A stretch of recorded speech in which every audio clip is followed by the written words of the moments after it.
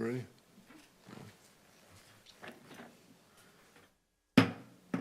I'll call the Planning Commission meeting to order. We call the roll, please.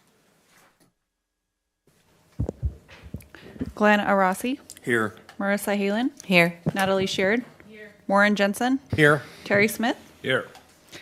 Vice Chairperson Wyatt Jenkins. Here. Chairperson Carl Darling. Carl Darling. Thank you. Here.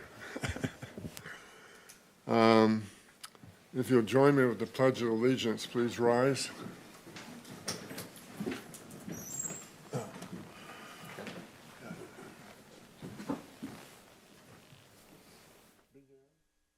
I pledge allegiance to the flag of the United States of America and to the republic for which it stands, one nation under God, indivisible, with liberty and justice for all. Thank you, and be seated.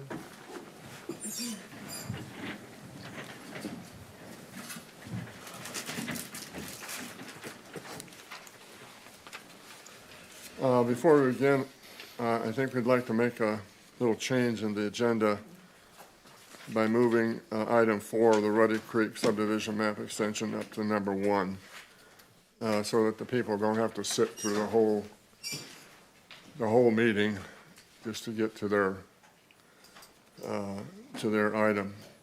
So when we get started, I will take number 4 as agenda item 1. Staff?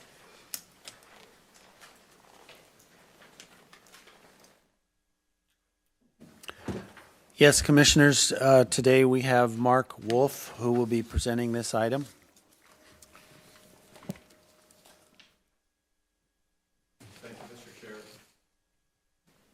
Thank you, Mr. Chair, members of the Commission. This item concerns a subdivision that's located on the southeast corner of 18th and Feather Avenue out in Thermalito. It's called Ruddy Creek. It was approved by the City Council as part of a larger action taken about 3 years ago. It involved annexation, a pre-zoning of the property, and ultimately the approval of a subdivision. The project involves 97 lots created on a roughly 24-acre site. The approval of a tentative map normally expires after a 3-year period. So within those 3 years, normally that's the time the applicant takes to prepare the final map for recordation, prepare the improvement plans, et cetera. That often takes longer than 3 years, and so is provided under both the Subdivision Map Act and the Oroville Municipal Code to have some extensions of that initial original approval period. In Oroville, they can be extended for up to an additional 2 years with each action, for a total of 6 years maximum for any one map. So this is the first extension of this MAP's approval. We're recommending the extension go for 2 years to give the applicant time to develop that final map and the improvement plans. When the City Council took action on this project 3 years ago, it did so by first adopting a mitigated negative declaration for the project. That was the environmental clearance for the project. We believe that document remains valid for this project. Circumstances haven't changed appreciably with respect to the city's general plan or other conditions, and so are recommending that extension of the map. I know that we've got some comments from people in response to the public hearing notice that you've received. Those comments are pertinent really to the merits of the project and go back to the original approval. They're concerned with trees and traffic and these kinds of things. That isn't really what's before the Commission here tonight. You're not here to reapprove the tentative map. You're here just to extend the time within which the developer may record that final map. So while those comments are of course welcome, they're not germane to the action that's before the Commission this evening, really. But I'd be happy to try to answer any questions you might have. So thank you.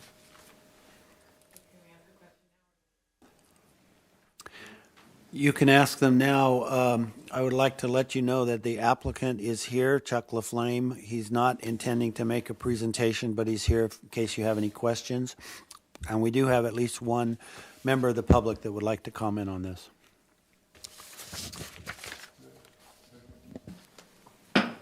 hearing for,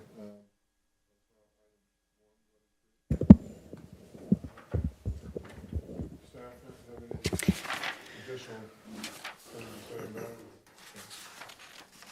So, come on up.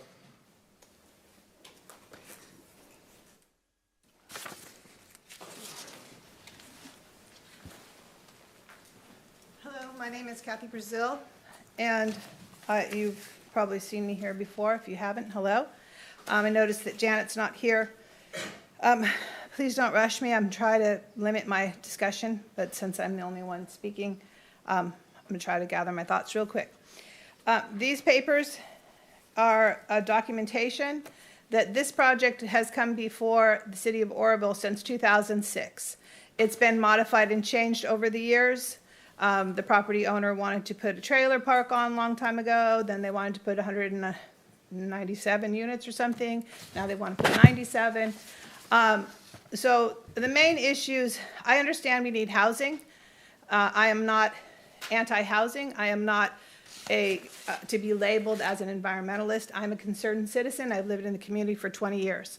As the city of Oroville has its sights to move into the county properties, Thermalito looks like a great place to build. You know, there's a lot of space out there. There's a reason sometimes that Thermalito is not built up. And one of the reasons particularly related to this project is Ruddy Creek, which I would first like to say this project should be denied until it's redesigned that has the standards of 2023 that we're in as far as impact on the creek. This is a FEMA floodplain. This runs through Thermalito. So when you want to fill in Thermalito, you must consider it's a FEMA floodplain in certain areas. This particular property sits in an elevation above Ruddy Creek. It has known drainage issues through the Thermalito Master Drainage Plan that the county has not addressed. So if the city takes over this particular, which I look at it as a pocket, but they want to take this property, they already got it annexed during COVID, then even in the pages that this presentation has been given, it says the city will not be liable for anything that ensues from this development, or none of you will be. Well, I live below Ruddy Creek, and if more flooding happens, it is going to flood the properties that sit below. This is Ruddy Creek at Biggs Avenue. This is where the Thermalito Master Drainage Plan knows there's issues. The bridge has not been improved. Is the city willing to take on these county improvements? So that's the main concern. There's also documentation from a wetland survey and the soils as well, that this property has some riparian habitat. There's coyotes that live there. There's animals that go up and down from the Feather River to the After Bay. So it is a pathway for wildlife as well.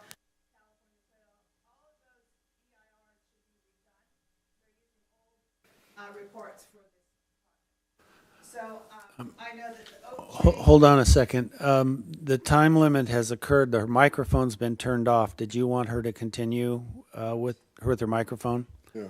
Okay, go ahead. Do I have to do something with this? Oh, thank you. Okay, so really I'm here to just ask you to, as a planning department, to consider developments that will impact current properties. When they talk about punching this new subdivision out through Norma and Marjorie, that will go on to Alma, which has like a 1960s subdivision built years ago with nice large lots. If you bring all these new cars out onto 18th, 18th is city, across the street is city. The rest is all county. So if you look on the county properties, it's, you know, a house with acreage, and that's a nice part of living in the country in Thermalito, in Oroville. So if you want to have Oroville City come there and do 2 stories, which this says it's single-family homes, but they're all 2 stories except one line is going to be single story. It's going to block the view of Table Mountain, that is beautiful right there. And then the history, because I see now Oroville Planning Commission is also the Historical Advisory Committee as well.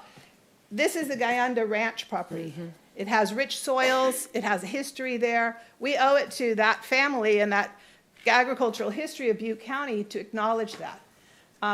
And you can see at 14th and 162, the 2-story, 3-story apartment complex, low-income housing situation. The developer, I understand, he's got a sweet property. Well, if they could just redesign it where it was maybe 2 or 3 houses on the acreage, you might attract families, you might attract people that want to work at the new hospital, that have, like, middle income. You know, if you're not poor enough to live in the new low income, where are you going to live? You know, the middle income is important, the working class. And a lot of the people that live in Thermalito, you can see the stars at night, the crickets, it's beautiful, it's country. So as the city moves to expand into the country, there's responsibility that come with that. And also consideration for what already exists there.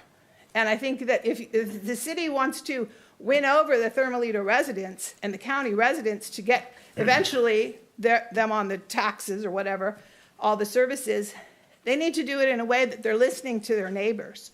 And at this point, I feel like, you know, the proof of this stack here since 2006, this property owner wants to develop. Okay, we understand that. But develop in a way that addresses the environmental issues that exist there. And in the current plan, it doesn't show Ruddy Creek on any of the maps. I don't understand why that is. And the other thing is that drainage, there was I believe it was maybe even west in these very chambers, and we talked about the drainage into Ruddy Creek, and they said they'd have a detention pond, and we're asking would it be fenced so it wouldn't be a hazard for children, and then they're like, well, when it fills, it would just create bigger lake. Well, that's not good for the properties downstream. There's people that live on Ruddy Creek Court. Their houses are the first ones to flood. I know which house on Biggs Avenue will flood if there's more water. Currently, there's a lot of water when it floods, so you want to add more water from this development. Then there was just a discussion, which I don't see submitted, about putting in French drains. Well, those need maintenance. So you can put them in, but what if they fail? And it's all going to go downhill into Ruddy Creek. So I'm not here to be against the development. I am here to bring it to the standards of 2023. We're not building from, 50 years ago. We're building where we know there's environmental hazards, we know there's risks, we know that we have flooding issues. So let's address that and build it in a conscious way in a house that someone would want to move into with kids, that would have a park or that would have a community garden or something. You see them doing it in Chico, Miriam Park. They have places they can go to get their food or their groceries or, there's things. Thermalito doesn't have any of that. You got your Jiffy Mart, which is now where you can shop from Oroville Heights after you pass the really dangerous road. You got your Jiffy Mart, you've got Collins and Denny, which closed, and you got Billy Bob's. There's your shopping. So it's going to be car reliant. There's no public transportation, new stops added. So there's a lot of issues with the design, and I think we could do better, especially if City of Oroville wants to attract people. Some of the working class are not going to want to live in a 3-story high, compacted apartment situation. They're going to want their property with their land, which I think some of the members in this room live with your property around you, and it's really nice. So I would say to honor Americo Gayandi, please consider a better design and development for this property because it has the history that Butte County touts over and over again, our agricultural history. But are we just going to bury this under 97 units, call it a day, forget about our Monaco? And Ruddy Creek is named after his son, Rudolph. And Norma and Marjorie were his kids. So there's a lot of history there that you could actually take advantage of. Like Oroville City is going to build on this historic property, and we're going to recognize that. And we're going to honor that and include it as a tour of Butte County, this famous spot that, had this historic ranch. They sold oranges and all that. Look on the little farm maps, that's where it was. And there's a sign there that honors him, a historic landmark. The house burned down. Too bad. Why did it burn down? It was mysterious. But we could have a historic plaque there that acknowledges it, just like the mother orange tree. And it could be on our maps as something special. Because there's a lot of good people in Thermalito. And I appreciate you guys taking this time to give me a little extra. I just want to put a little plug in from my mother, Barbara Brazil, who also lives on the other side of Ruddy Creek. And when it floods all the way to her red barn. So she knows about the flooding. She knows the county hasn't taken care of the drainage. They never empty any of the overgrown growth or trash or sludge that's under that bridge. So I'm asking, is the city going to do that before they are responsible to put in this development? Otherwise, you guys have to come up with a better plan. And to the property owner, I am not anti, improving the area. I just want you to do it in a way that considers the neighbors. That's all. Be a good neighbor. As you know, the trash problem there was horrendous. So, if it means building to prevent that and the homeless situation that live up there, okay, we can move forward, but let's do it in a way that's going to attract people. I would like to live near the doctor that works at the new hospital, but if you put up these 3-story apartment things, we're just going to have, friends of grandmas and everybody living there, uncles and aunts all crowded in, and too much traffic, and it's not going to be attractive. It's going to bring the whole area down. And if you ask the people who aren't here, that live on, we call them the new houses on the other side of 18, they're all from working class. One of the families I know, they worked at Rayleigh's. They have their house, they have a yard. That's what I want for this property if you're going to develop it, and a historic landmark. So I'd appreciate you guys considering that. And I will continue adding to my stack of information. Thank you. Just a minute. Yep.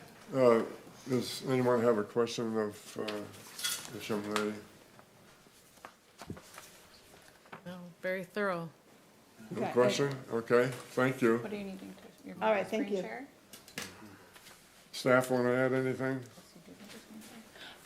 Yes, actually, before we I can't hear you. before we go ahead and make a motion for this item to comply with the Brown Act, I do need to read all of the individuals who submitted electronic comment into the record. So we have one from Kathy Brazil, Linda Draper, Barbara Brazil, California Wildlife Foundation, Jerry Rice, and Douglas and Linda Westman. Where are those comments? They're all in here. Okay. They're all I in thought there. this was These one. are the ones we received Okay. electronically. Okay. Okay. I'm going to close the hearing. Close the public hearing. Turn it over to the planning commission and discussion of what you want to do or whatever. I'll save my comments to last.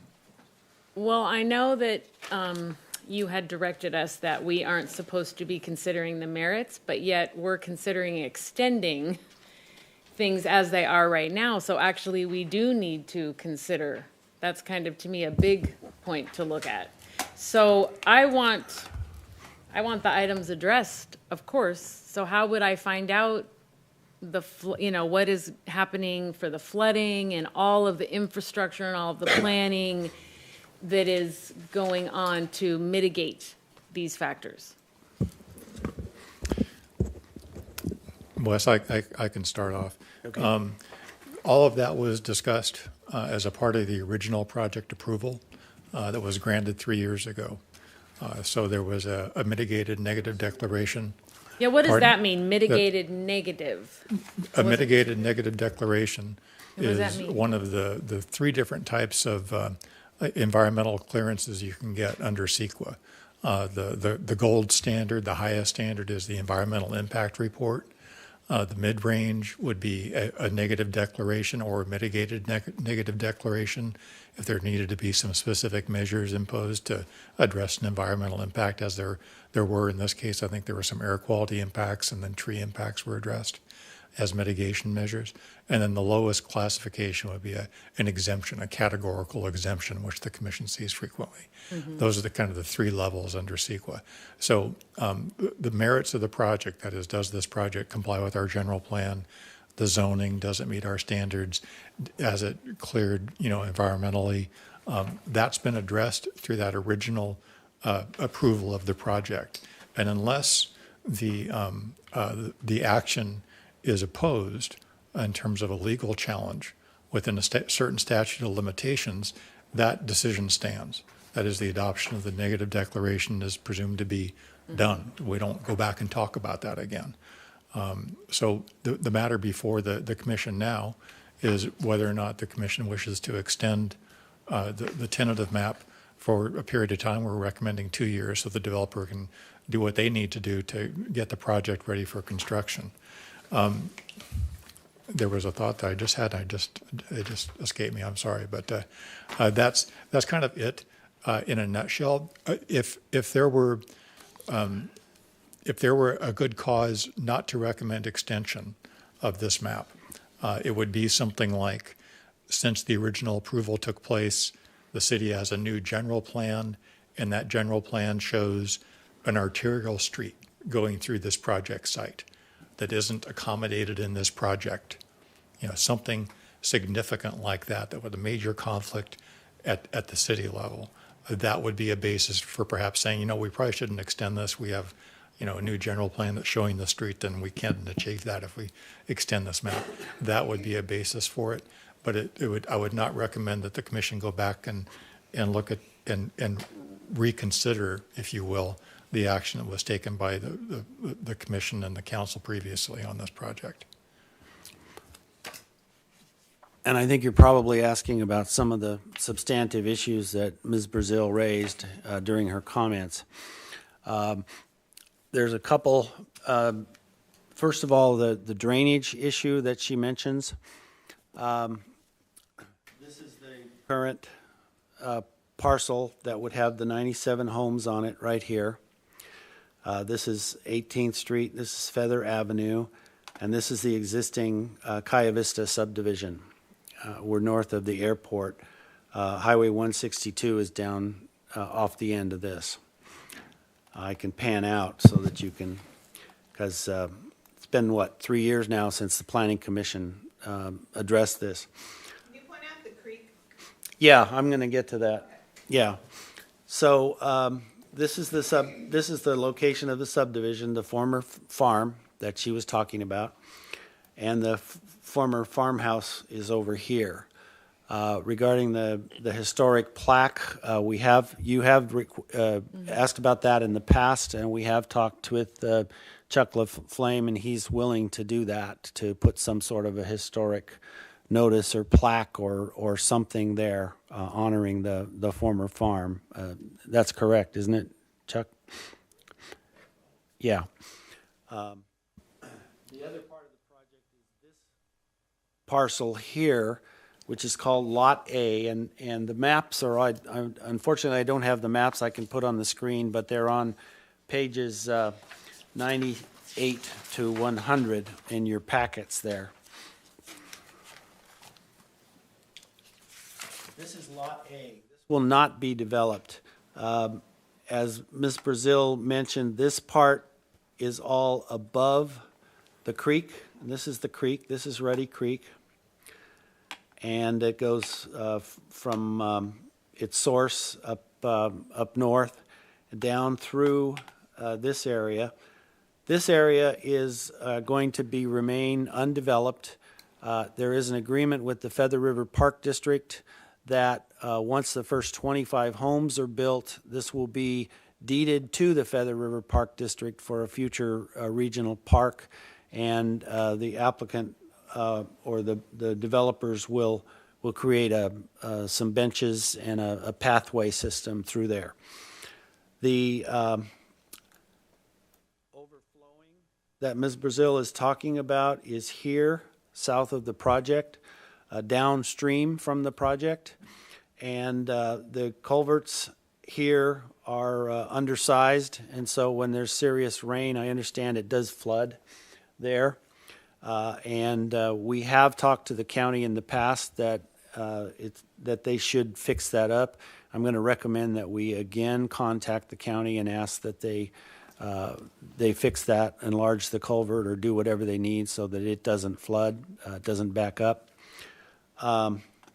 As far as drainage and drainage capture and stormwater retention here, the street system will have what I think has been called French drains. There will be pipes underneath the streets to capture stormwater. And if you look on page 99, you can see in the section, I know it's really small to see, and I apologize for not having this up on the screen, but there is a drain at the right edge of the subdivision to capture any runoff. It's 5 feet wide, and I think it's 3 feet deep, and that flow will not go down into the creek directly. It will flow onto the Lot A and get dispersed and sort of metered out before then it finds its way into Ruddy Creek. So the engineer has looked at the plans and has determined that this will not exacerbate flooding in Ruddy Creek. In any capture from stormwater will be metered out appropriately, and it will be retained for a period of time according to all of the state laws and the local laws there. I think that addresses most of her comments. If you have any additional questions. Is the property going to be sold to someone else who will develop it? That has been the stated intent of the owner, yes. So the having something to honor the First Butte County winery, that really doesn't have any weight. That just kind of is we're asking. At this point, it's not a condition of the project. We can, I suppose we can make it a condition and ask that any sale document include a provision in there that some sort of a monument or plaque or something will be provided there. It's really up to the goodwill of the owner at this point.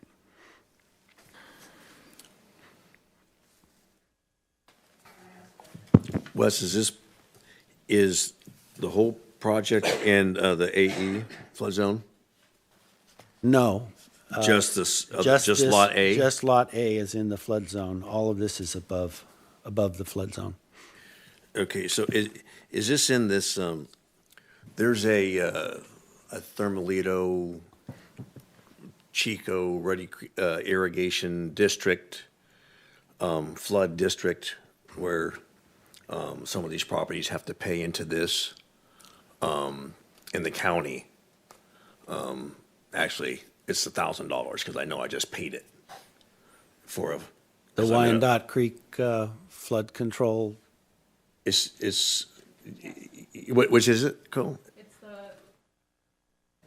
the Wyandotte Creek Groundwater Sustainability Agency. Right. So it's $990. This is on the other side of the river, and so I don't know if there's any fee like that associated with this on this side of the river. Okay. So what about the that culvert and the infrastructure out there? Is that going to be enlarged so we mitigate the flooding?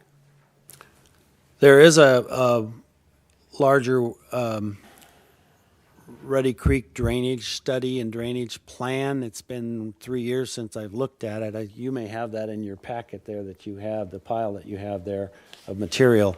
But it's entirely up to the county as to maintaining the drainage there, the Ruddy Creek system. It's a FEMA floodplain, so it's even beyond the county. So all we can do is ask the county to address this issue that's been there for a long time. What's the zone? The flood zone, I can't read it. Is it A? It's on it's X and AE. X and AE, okay. So some of it is X. X means not a flood. Right. Not in a flood Yeah, zone. Right. It's just not a flood zone. AE is. Right, AE is. So then the area, Lot A, that's going to be a park is in the flood zone, is it? That is correct. Now, has that area flooded in the past? Oh, I'm sure it has, yeah. So how are they gonna mitigate the floodwaters on that as a future park? The park will be minimally developed, more with trails and benches and things like that. And the flow probably will not be as rapid on this particular side of the creek. The most of the rapid flow will be here. So presumably the design of whatever is developed there will accommodate flooding when it happens. How many large oak trees are there that will be saved? 'Cause I don't see any on the subdivision. I can't tell from the When size of them. the subdivision was approved back in 2020, is that right, December? There was a tree survey done by an arborist, and the oak tree mitigation program was developed for this project. That was approved by the city council, that the whoever develops the site is going to plant 270 inches of oak trees. They'll be planting oak trees as street trees along Feather and 18th, and internally, wherever they can, as part of the street tree program. So there'll be 270 inches of trees planted. And if they can't get all 270 in there, they'll be paying an in lieu fee to cover the difference, which will go to the park system. According to our new oak tree mitigation that we're looking at tonight, if this project were to come up, would it have to preserve some of the existing old oak trees, or can you just replace them all? Because I thought I read that you had to try to keep the ones that were mature. You couldn't just take them out and replace them all. That would be the case with the new ordinance. new one. Yeah. Okay. Any other questions of staff? Any discussion of the project amongst the commissioners? I have a couple of questions. Notice in the conditions, unless I missed it, that there's nothing mentioning contribution to or mitigation of drainage, i.e. potential flooding contribution to Ruddy Creek. Am I correct on that? You are correct. All of the drainage will be captured and held until it can be metered out slowly, so that it won't And exacerbate that creek leads to the flooding. question of engineering. Yeah. Has the engineering of that type of drainage system been done such that they know what the off-site drainage will be? Yeah, it's all been calculated, and they're And what doing. will that be? I mean, what will it contribute to Ruddy Creek? It's supposed to not exceed, there will be impervious surface here in the streets and homes and such. And so the impervious surface that will be created has been calculated so that there will be enough storage in the storm drain system so that it won't all just flow out. Well, It will flow out slowly. And it That's won't that be type of more system than what takes the would, peak off. You're talking about the peak flow. yeah. I'm talking about the general flow of the water.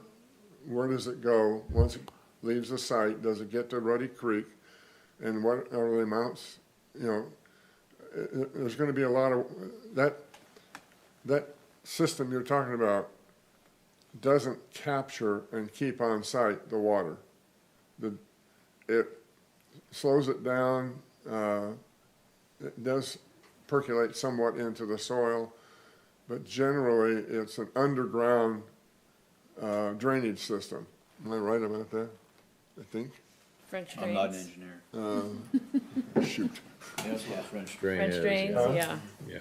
I mean, my experience has been that really doesn't capture and keep on site the water, the drainage water that's generated by the streets and the roofs and everything. It captures it and slows it down so that the peak flow going off-site is no more than what would normally be without the development. If I remember my...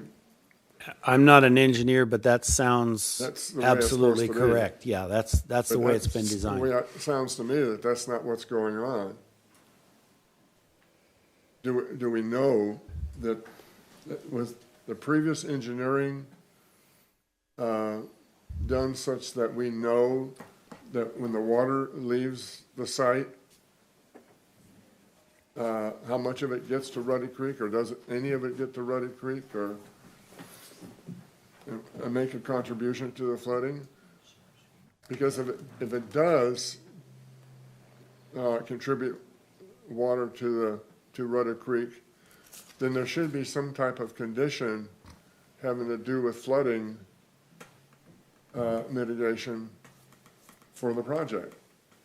That's my concern. I wasn't here when the original one was approved, and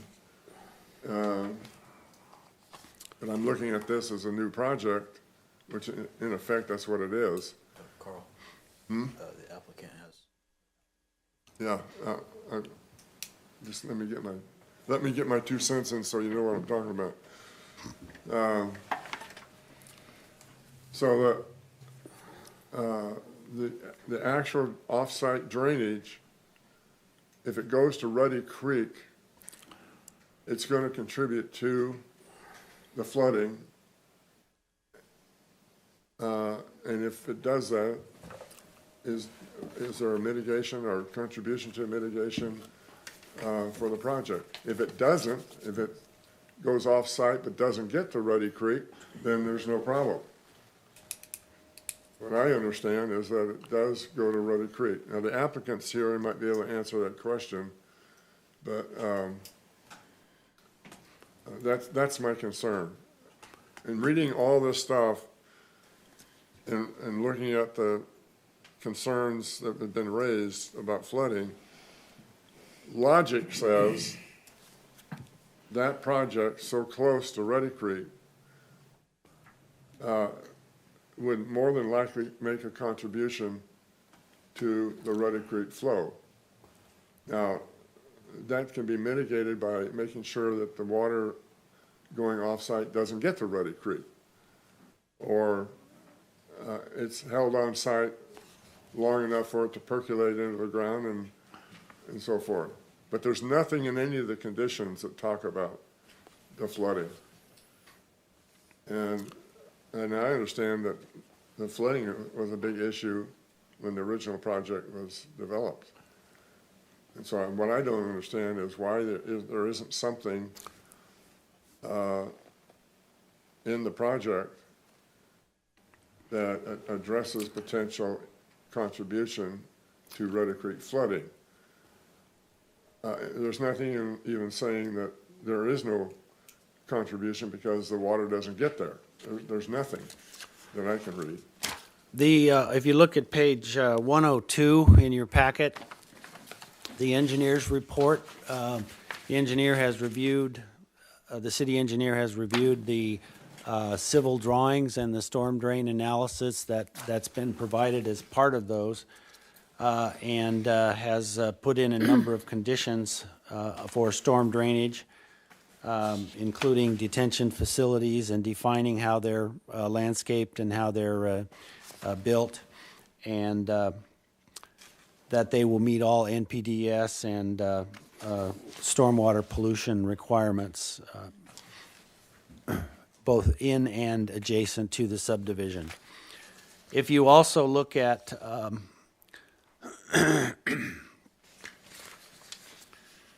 page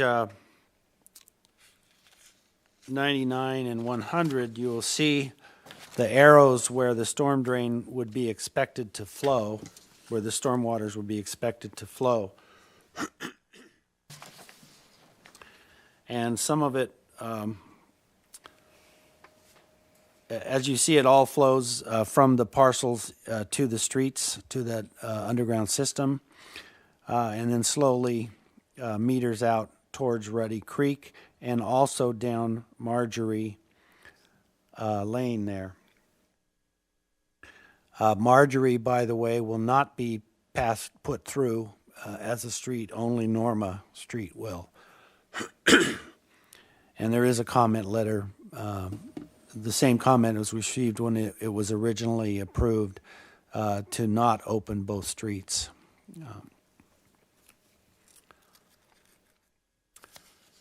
So all I can say is that the engineers have calculated how much water and when and how long it'll be retained, and all the flow would go as sheet flow across Lot A into Ruddy Creek.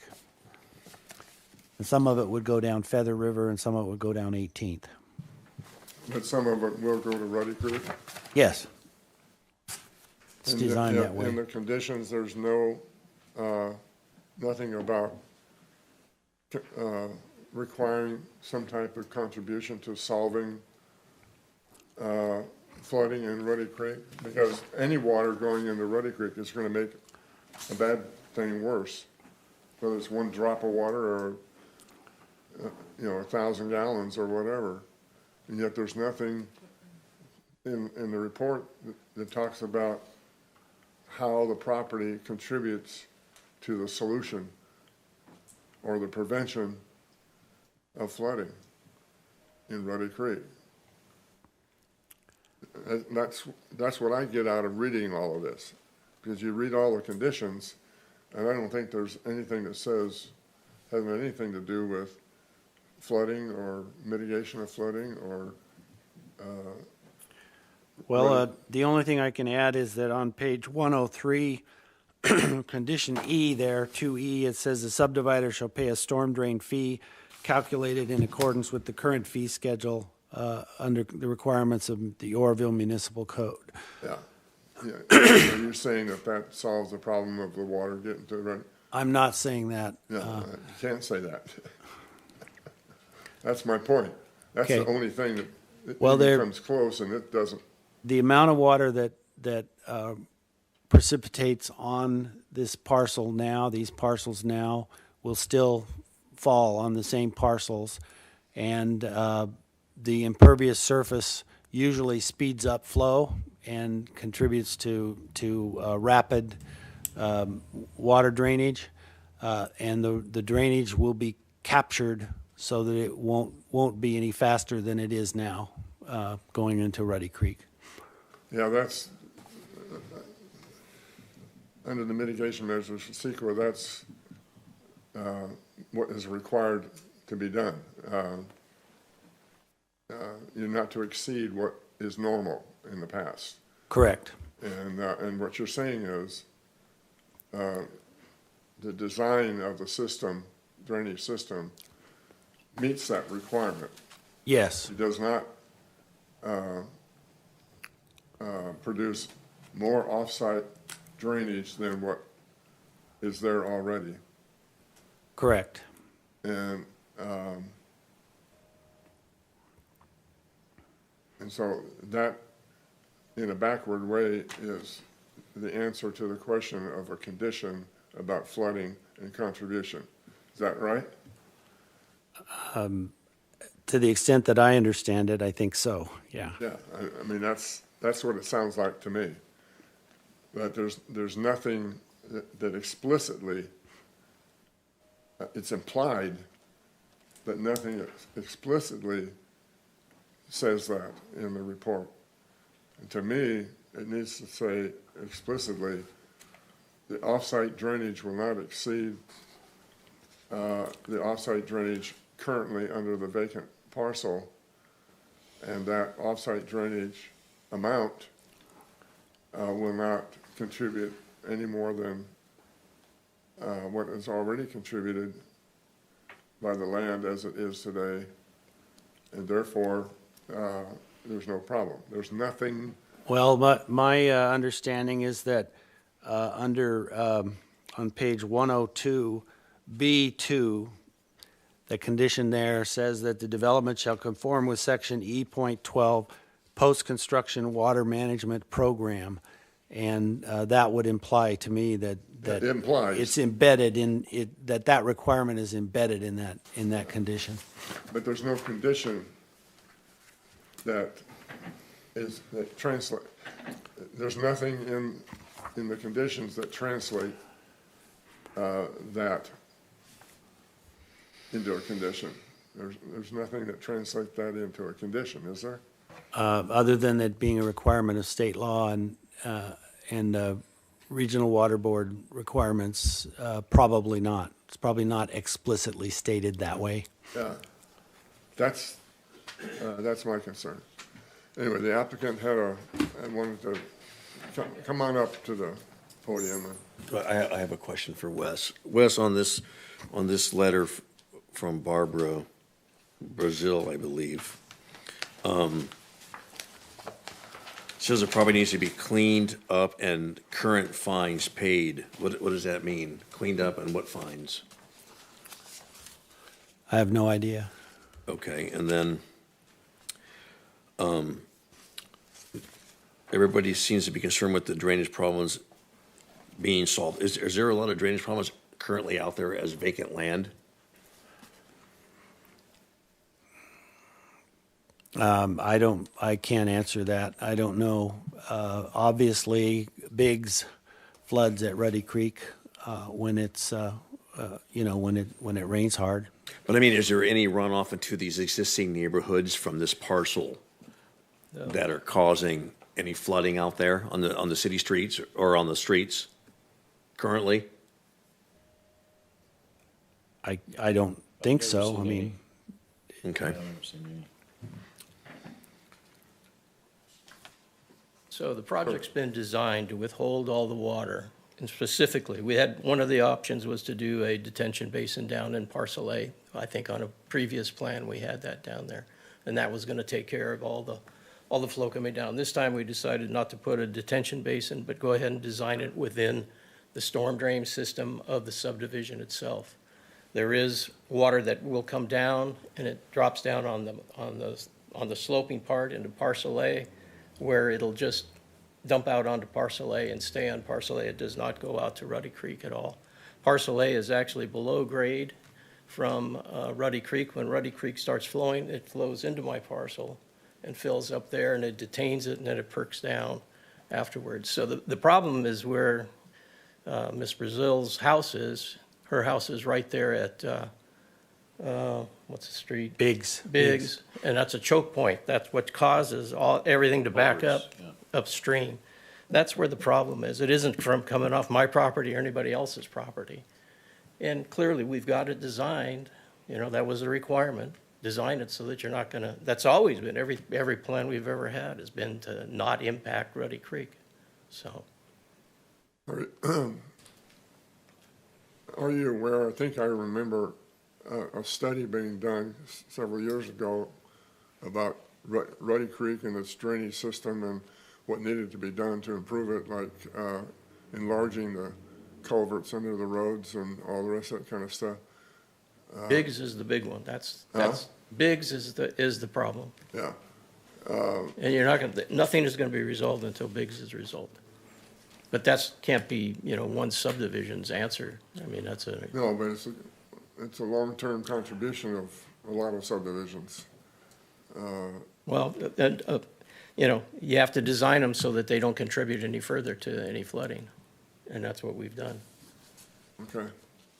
Can I ask one question of the property? If you want to talk, come on up to the, so it goes on the record that way. Thank you, Charles. And I'm not your enemy, I'm actually your neighbor, but I don't think you live there.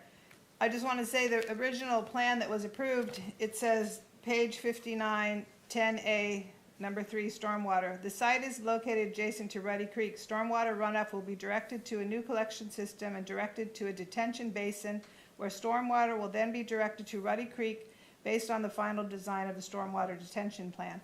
So that's what was approved. That's what you're voting on tonight. And it says right there, it's going to go right into Ruddy Creek. anyways, I'm gonna leave you guys to use your best sense. I have to go to a 60th birthday party. So don't forget, this should also be on the maps that you are submitting. Thank you. Anything else, sir? No, it's just that, drainage has always been an issue on anything, and it's been taken into consideration. And the engineers are the ones that are figuring it out, not me, so. Thank you. Then I have a question to staff then.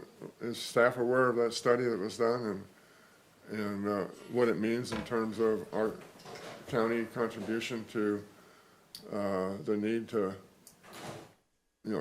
expand or enlarge or Yes, whatever? yes, and the entire Ruddy Creek system is within county jurisdiction, so we don't have any authority over that. You don't have any authority over that. All we can do is request that the county, do something at that location. That's kind of problematic. Yes. That's the basic. Yeah, that makes that Yeah, but- complicated. The city does have the authority to make conditions that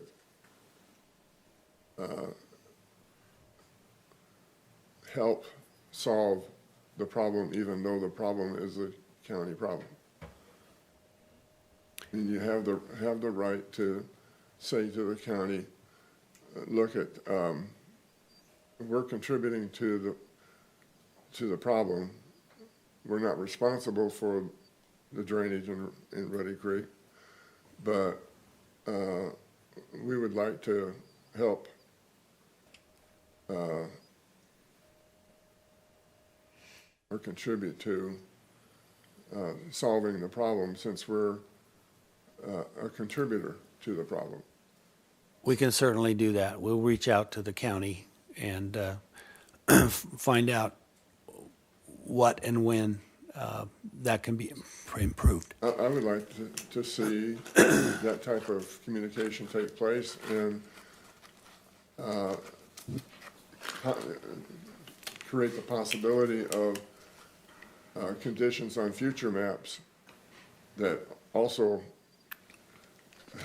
are in the city and do not require us we're not responsible. But I think we do have a responsibility. And, I mean, if we're contributing to water, to Ruddy Creek, and Ruddy Creek's flooding is increasing, then to me, I have a moral obligation to try to help solve the problem. Okay, we'll do that.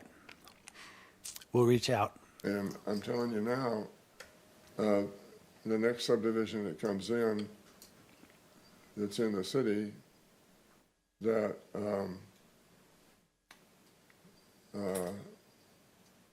doesn't border Ruddy Creek or anything, but has drainage that eventually flows to Ruddy Creek, I'm going to be screaming bloody murder that why aren't we contributing? Why isn't there a system of contribution to solving the problem? Okay. Noted. Thank you.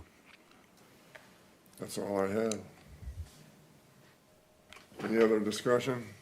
Can we make conditions of the approval? Or is that, can we say, if you'd be willing to work with the Butte County Historical Society to have a monument or something that honors the first winery that was there? Because we have brought up this issue before. That is a really special location. And I know we've had some other properties that did that. And I also would like to see the current oak tree ordinance honored, so they're not just all taken out. And then the drainage issue. So those are my concerns. I think it sounds like a great development. It was an orchard for years. I mean, she brought up the fact that it was a Bondi farm. It was a farm. And so the oak trees have just grown in. Actually, we cleared off all of that land back 20 years ago. There wasn't a tree. Great big oak tree that's, It's pretty wooded now. so, yeah, it's all gone in just in the last 20 years. So, and it is an oak woodland area. It's just Well, we haven't adopted the oak tree ordinance yet, so there's no law. There is one on the book, but we're going to be discussing it. There Well, is I'm one on saying the book. currently, as of this meeting, there is no law that gives us the right to add conditions or whatever having to do with oak trees. No, I thought we did have it on the books. Other than what we identify as a problem that, in some way, can be resolved on the site. So we don't have an oak tree ordinance now? I thought we were just We do have an changing it. oak tree ordinance now. The Okay. one that you're going to be discussing tonight actually is more liberal and less onerous than the one we have on the books now. Yeah, we're making it more reasonable.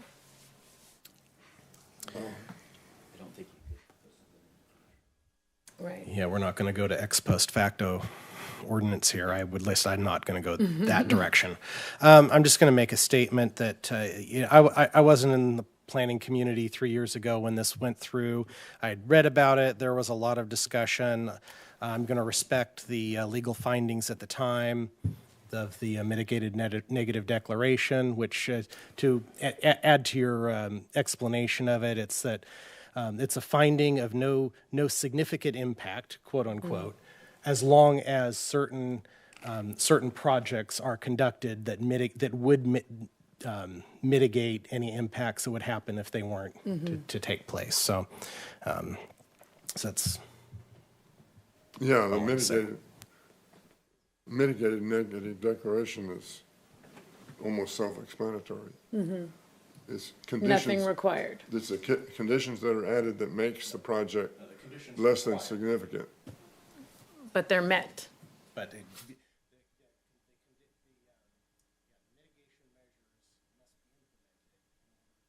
Right, make it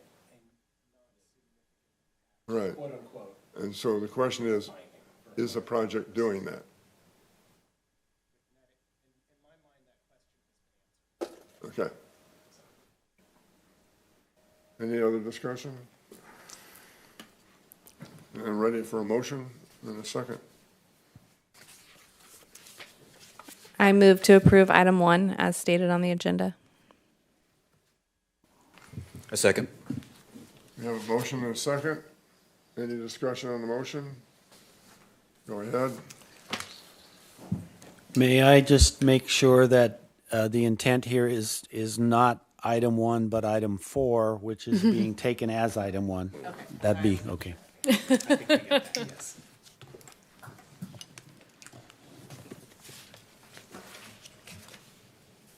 Thank you. Okay, Glenn has not voted. thank you. Motion passes with 6 yeses and 1 no. Oh, we do have one no. There's enough yes votes. to There's pass it. enough yes votes. When Yep. you said that, Glenn hadn't voted yet. Oh, okay. Yeah, I was debating,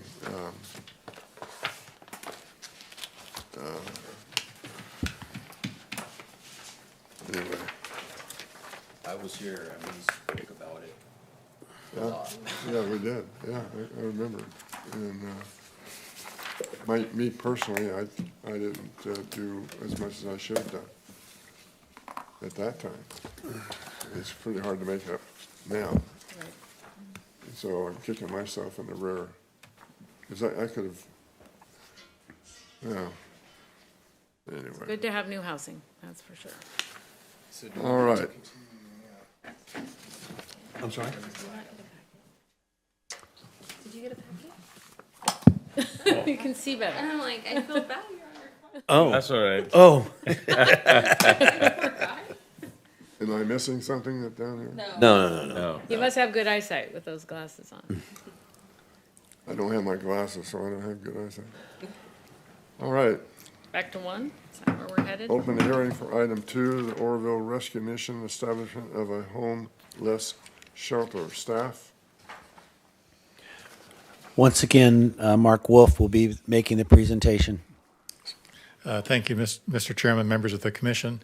As stated, this is a proposal from the Oroville Rescue Mission to establish a homeless shelter on a 1-acre site on Lincoln Boulevard, just to the north of their existing offices at that location. The proposal is to add 70 what are commonly called pallet shelters to the site. 35 pallet shelters. And that's, some people think that that means they're made out of pallets. They're not. It's a shelter, it's a micro shelter, is another term, made by a company called Pallet. They're about 100 to 120 square feet in size. They each have a capacity of up to 2 people. So out of those 35 shelters, there can be 70 people. There's an existing 5,000 square foot warehouse on the site that's a kind of a remnant from a former use of the site, which was an equipment rental business.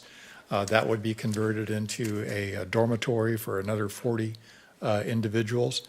In addition to that, there would be some area set aside for RV parking if people wanted to do that, or maybe tent camp as well. That's an undetermined number, really. Maybe if we have 5 RVs and 5 tents, that might be another 10, 20 people or so. So estimated maybe up to 120 people total on this site. The site does have frontage on both Lincoln and Jefferson, and both of those access points would be used for this project. Not all of the site will be used for this development. As you can see on this graphic, the graded area is kind of hashed out there. It'll be paved with a permeable surface. It's not asphalt, and that'll allow some drainage issues to be addressed right there. We don't have those same kind of issues here. The overall layout of the site is shown on this diagram. The ultimate configuration of the micro shelters may differ somewhat. They're finding that people sometimes like to grid them a little bit closer and whatnot, so it might not be exactly like this, but it would be this, no greater than this number, and generally in the locations indicated there. The project has been reviewed under CEQA. We believe it's exempt from review. As an infill project, it qualifies. It's under 5 acres. It's consistent with the general plan and the zoning, and there's really no environmental impacts associated with this project. There's no vegetation on the site, no animals, nothing like that. So we're recommending approval of the use permit, subject to a number of conditions in the resolution. Those conditions would address such things as site lighting, so we don't have lighting spilling off the site and maybe affecting the neighbors nearby. And also that the adjacent residences be screened with a solid wood fence versus a chain link fence. We're looking for a 7-foot wood fence in that interface with the residences as well. That would conclude my presentation to the commission. The applicant is here. Their representatives can address any concerns you might have or any comments questions you might have about the proposal. I'd be happy to try to answer anything you might have. Any questions of staff at this point? Okay. At first, I was thinking this was on the existing mission. That existing building is not the existing mission. It's the warehouse to the north of that, then. Correct. Okay.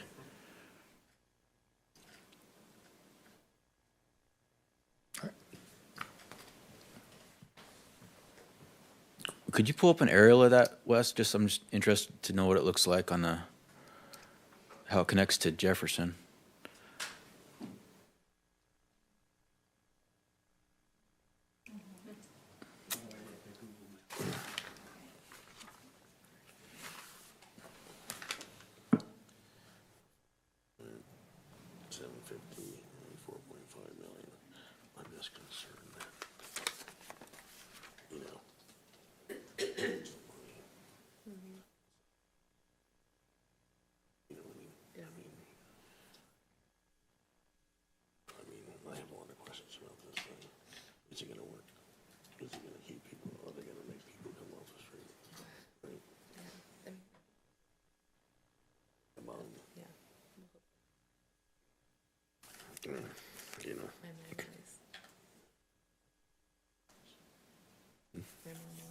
Sorry for the delay. Okay. There you go. Okay. The gas station's to the south. And this is where the pallets and Lincoln merge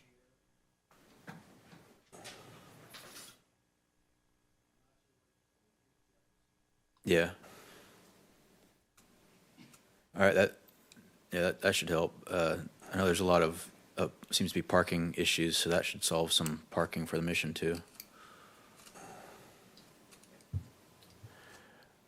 Am I correct to observe there aren't any speakers on the item? That's correct. No. We'll find one. Only if you have questions for us. My apologies. Well, let's hear from the applicant. There. Okay.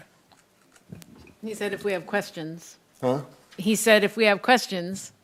Is there a speaker on this item? I would like to say something. I have two properties. If I'm reading this, Oh, you got to come up. Come on up.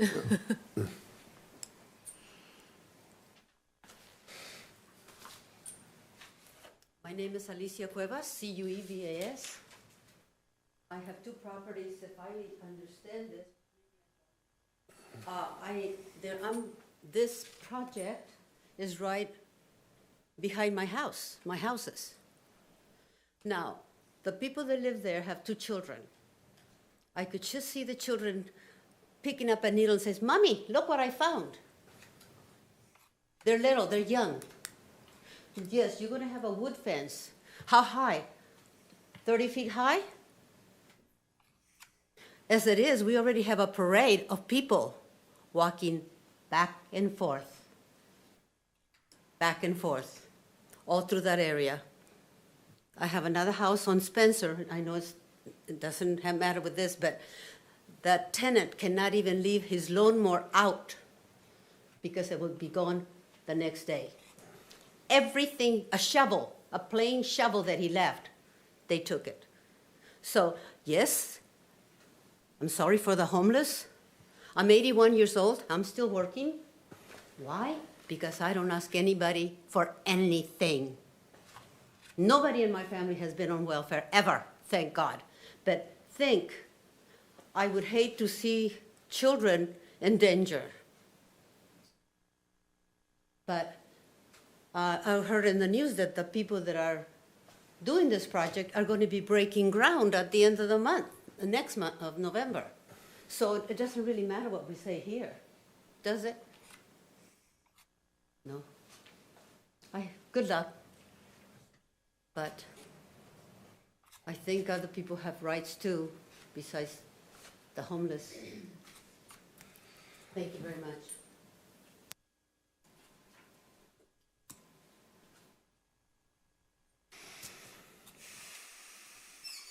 Anyone else wants to make comments on the? Huh? We will speak if you have questions. Yeah, I guess. Yeah, I think you should. We do. Yeah. Up We and have speak. questions.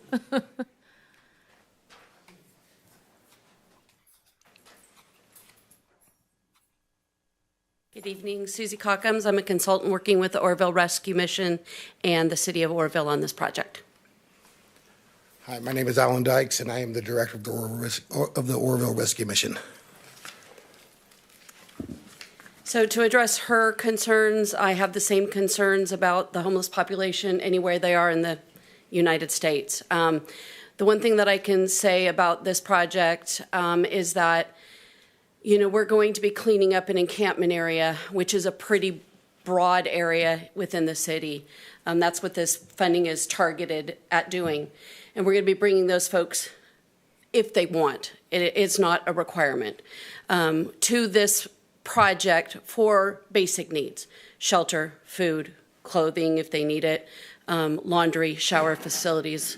And the most prominent thing we want to do is get them access to services, to those services that they're not accessing when they're out wherever they are in the city. This project is great for every resident of the city of Oroville, not just the unsheltered population, but every citizen in the area that is having the same issues that she is experiencing. Anywhere in the state of California, this is a problem. But by bringing folks to one place, we can control the needle use, the environmental degradation that's going on in encampments wherever they're at. And then we can get them access to services. They will have case management. They'll have 24-hour folks with them monitoring their actions, making sure that they eat, making sure that when they check into the into the project, that they're not bringing paraphernalia in that is confiscated by the person who's greeting them at the front gate. So one of the, mitigations that we are going to do is put a 7-foot wood fence all the way along the border of the property between us and the neighbors. 7 feet is high. It's not 30 feet, but it is a way to block just not only noise, but anything being thrown over. Again, we're going to have a lot of staff on site. 24 hours a day. We're going to have security in the evening time as well. We're going to have a curfew. Folks cannot come and go at 2, 3, 4 o'clock in the morning. They're going to have to be in by 10 o'clock. So, I don't want to say that all of that will solve all of her problems, but is certainly a better environment for folks to get the services that they need rather than walking all over the city doing whatever they want when they want. So they can leave during the hours that you're open, and they can walk. So let's say they come in because they've been brought in. I saw you have transportation, which I think will be great. If they decide to go out again, they can just go out again. And then what happens then? They set up a camp, and then we try to get them back in again? So, everything that we're doing and designing with this project is based on best practices from the entire nation, from the National Alliance to End Homelessness to HUD, to other encampment type projects that have been successful outside of the state of California. A lot of other states have already done this. California is just now coming around to doing it. I have connected with federal partners across the entire nation, got best practices for them. One of the things that is a best practice and that the state and federal government requires when they give housing and homeless funding out is that it has to be client-centered and client-directed. So we can't force any of our unsheltered people to do anything. They have to want to do it. So one of the aspects of the project is to build that rapport and that connection with the homeless population through outreach and engagement efforts. And then basically we have to sell the concept to them on what it means to be in an emergency shelter and the potential to get into permanent housing and access to mental health services and the health care that they need. I mean, we'll have the mobile medical unit on site.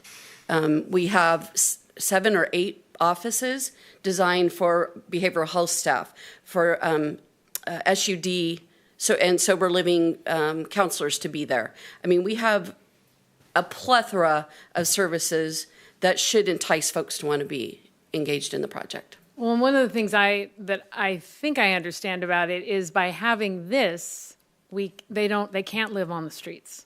So there won't be as many unhoused people roaming the streets, taking shovels and lawnmowers and vandalizing and setting up their camp. Well, yes, that is because we can the stop true that. goal. That is the true goal Yes. of the project. But just keep in mind that if they come and they're there a month and they don't move into permanent housing, which once they get into permanent housing, we're going to be keeping case management on with them for about another 18 months to make sure that they're sustained in that environment. If they're there for a month and they don't want to be there anymore, they can leave. Mm-hmm. There's nothing we can do. There is no law that says, well, once you check in, you have to, successfully graduate and move into permanent housing. We hope that's the way it is. And to be honest with you, I'm a homeless advocate, but I'm also a realist. Until the systems change, we will never end homelessness. Our behavioral health system needs to be revamped across the entire nation. Affordable housing needs to be really affordable for everybody, not just the low and poverty income-based households. Those systems have to be corrected. We have to build more board and care facilities, more mental health hospitals. We have 2 in the state of California that will help the unsheltered population. And Napa Hospital's closest one to us, 3-year waiting list. If you're having a massive mental health crisis and there is no, let's say, hospital facility that will help you, you're basically out of luck.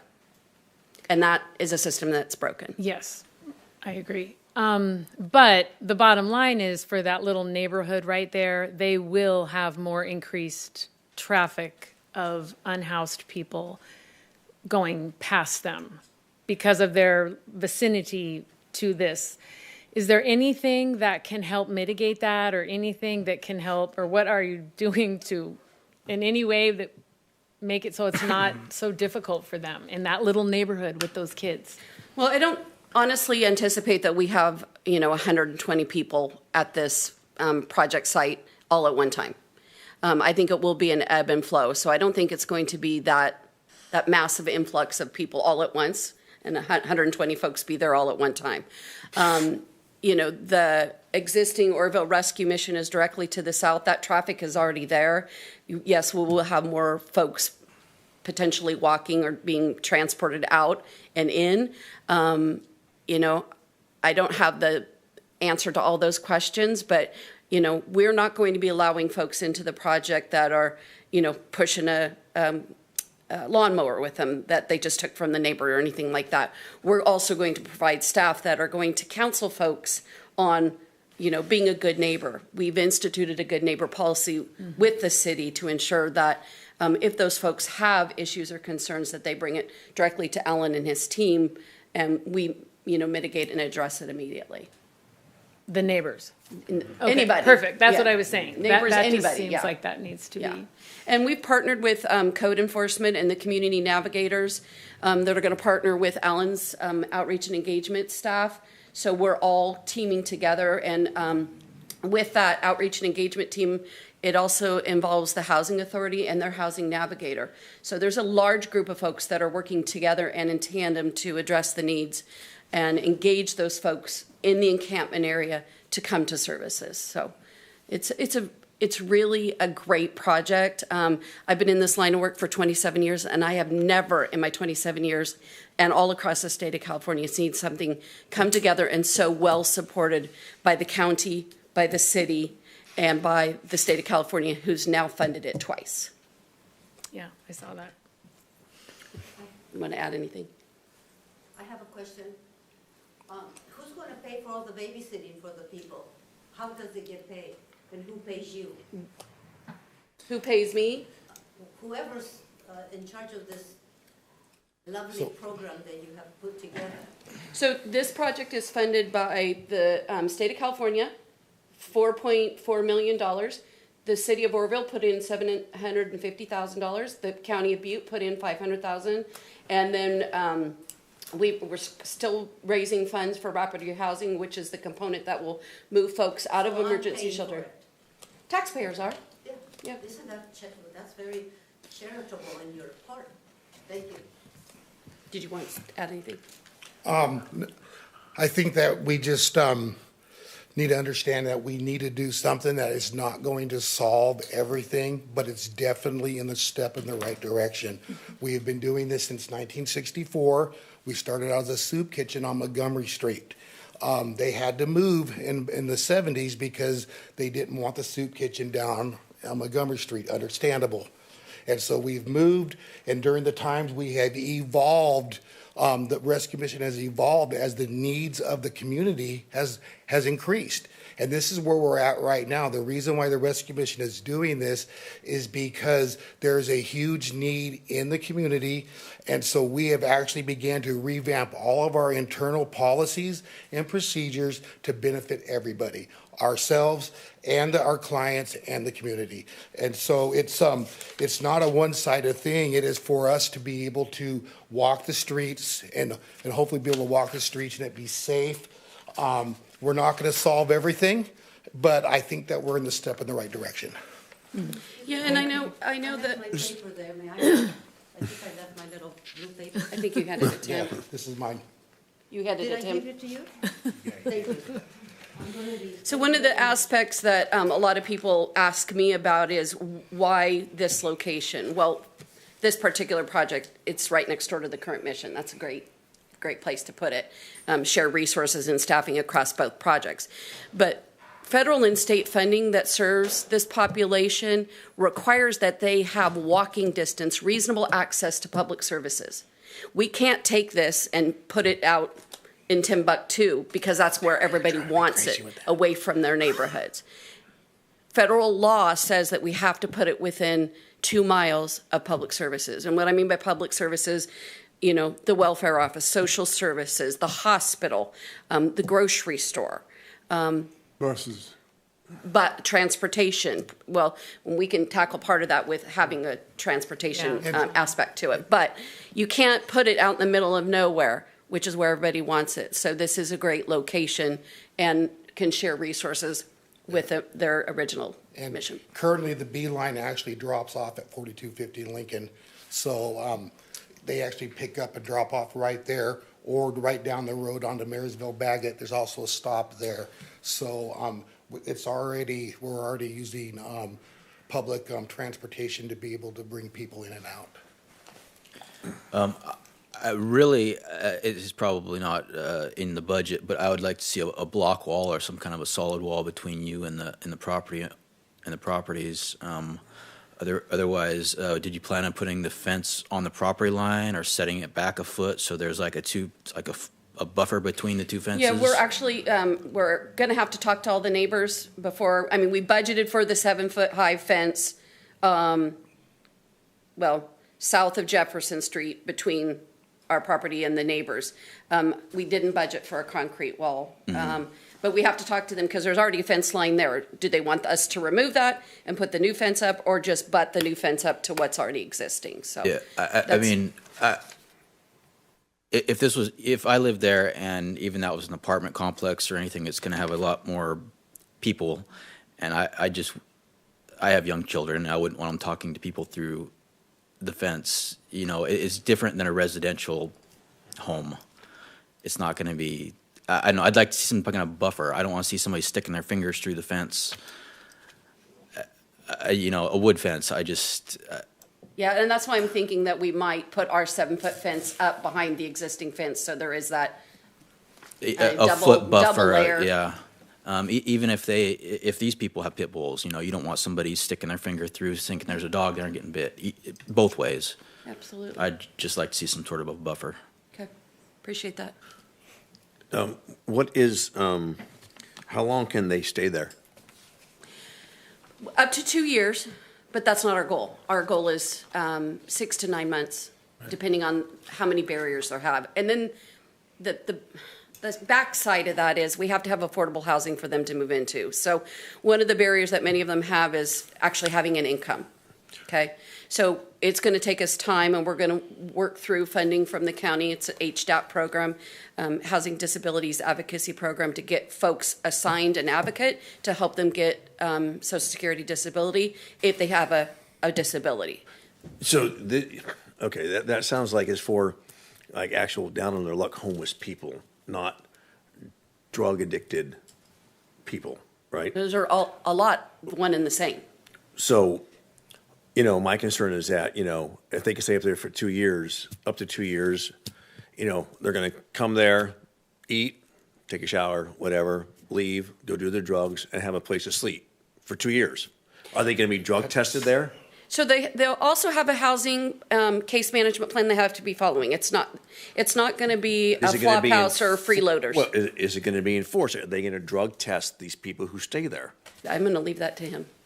So initially, we cannot, because of the way that the grant has been written through the state, we cannot deny services for somebody that is under the influence of any alcohol or substance. However, what we can do is in which we have policies and procedures that we have developed and are going to be in place, we can deal with the behaviors. If a person comes in and I suspect that they're under the influence and they're maintaining public safety and they're doing everything within what we would consider community norms, then we don't have an issue. But the moment that person begins to have a public outbreak, begins to be violent, any type of inappropriate behavior, then that gives us the opportunity to what we call basically it is a lack of a better word, an attitude check, if you will. Basically, what we're going to do is we're going to behavior coaching, and we're going to coach them. And if they want to stay at that point, now we can put a condition in their stay if they agree to it, correct? Mm-hmm. If they agree to it, and then we can begin to drug test. And that's what the downstairs, the existing admission is going to be a place that we can steward the people that really want to affect change in their life. So there will be accountability. That's one thing that we're really pushing real hard. I took over in almost 2 years ago. It'd be 2 years in February. There were people that were staying there for up to 6 years. They're not there no more. We went in, we instituted, my team and I instituted what we call the 30, 60, 90. You got 30 days to do this, this, and this. You got 60 to do this, this, and this. And you've got 90 to get to here. If you're doing these things, then we keep giving you the carrot.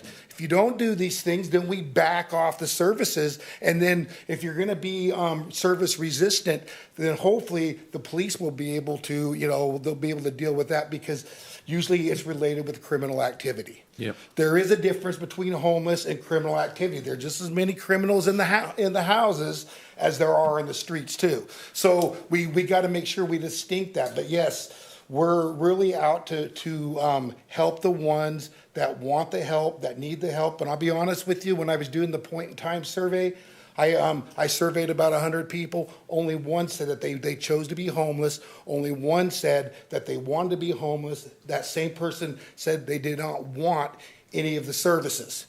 1 out of 99. Everyone else says, I would love to have a place. I would love to not be able to live this way anymore. Well, what's the reason being? And then as you begin to hear their story, the things that we take for granted, they don't have. That's what this is going to do, is give us the opportunity to equip and to empower the individuals to have a better quality of life. Also, too, through the city, the Oroville Rescue Commission has partnered with CityWorks. Everyone has heard about CityWorks and the Hope Center. One of the things that we'll be able to do, that when a person gets to a certain point, we'll be able to employ them, and they're going to be going in and cleaning up the very camps that they're going to be giving back to the community. So, on the surface, it looks muddy, but if you really start digging into the details, it's going to be very beneficial for everybody. It says that this project will improve the ability of the city of Oroville to enforce the no camping regulations. Mm-hmm. Yeah. So, what does that actually mean? So currently, we can't move people off the street because it sort of criminalizes homelessness. But if there's a bed that can be offered, then we can move them off the street. So when you say move them off the street, to where? So we can't just pick them up and move them to the shelter. We can't do that. But we can tell them you can't be here, and then that can become a nuisance to the. You have an option.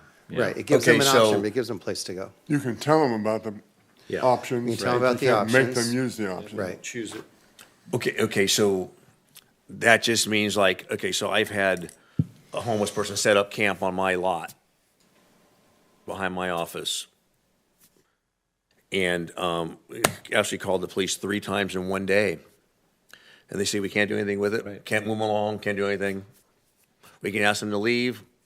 She leaves, half an hour, she comes back. She takes a bath in my fountain. She does other things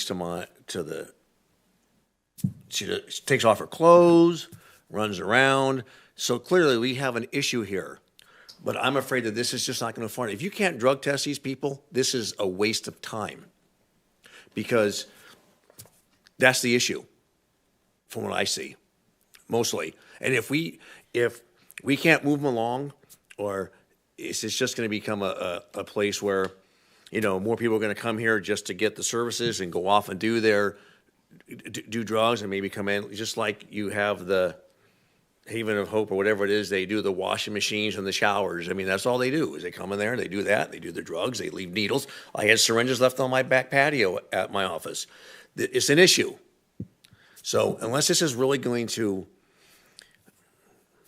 make it better, and until they allow you to drug test these people, I don't see how it's going to get better. Federal law prevents us from drug testing up to a certain point. Yeah, and that's the rub. Have you heard of Boise v. Martin?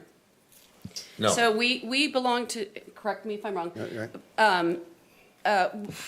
Our county is in the 9th Circuit Court, as is the city of Boise, Idaho. Several years back, homeless sued the city of Boise because they were asked to leave a public public right-of-way, which had a no camping, a no overnight stay like ordinance. The group of homeless got together, got an attorney, sued the city because they can't be evicted from a public right-of-way if they have no place to go. They won. Yeah, that's ridiculous. That set precedents for every city, county, and state in the Ninth Circuit Court. So right now, the law protects the homeless who are in the public right-of-way. And unless we have a bed or a place for them to go, which we are creating, law enforcement can only ask them to move along. They can't force them to do anything. They can't cite them. They can't arrest them. And these days, anywhere in the state of California, if a homeless person gets arrested, they get booked and, I mean, within 2 minutes, they're back out on the street. So it's a lesson in futility for law enforcement. They don't want to do anything because it's a wasted effort. Exactly. So if you're saying that you have this and you have the pallet shelters and you have the barrack beds or whatever, if there's a homeless person or whatever, drug addict, whatever, walking around the street, are we going to be able to pick them up and say, you have a place to go, so we're taking it over here, or just move along? So how does that improve it? So our goal is really not for law enforcement to have to do that. Our goal is for us to have our outreach and engagement team already make relationships and build that rapport with that person, so that when law enforcement calls and says, hey, Alan, I got Joe Smith out here. Joe says he's talked to Rebecca at your office many times. He's causing problems. We get Rebecca out there or the engagement team. They try to convince this gentleman because it's client-centered. We can't arrest them. We can't detain them. We can't make them go. Yeah. But if there's an open bed and he's on your or she's on your private property, law enforcement can say, okay, go here to the Oroville Rescue Mission, to Mission Esperanza, and get off this guy's property. If you come back, we can arrest you. But they'll be let out in a half an hour. Can. Potentially. But if we didn't have a bed open for them and they cite or arrest them, then there's potential lawsuit happening. For the city. And talk to Chico about how that goes. Yeah, they got sued. So then we're just kind of like stuck between a rock and a hard place with this situation, really. Well, there's a lot of, yes. I can honestly say, and having worked with the city of Chico, right before they got sued, they didn't act swiftly enough. And everything that we're seeing from Butte County, from the Oroville City Council, and from the state of California in supporting our efforts, we're getting ahead of that potential lawsuit and building those beds so law enforcement can do something.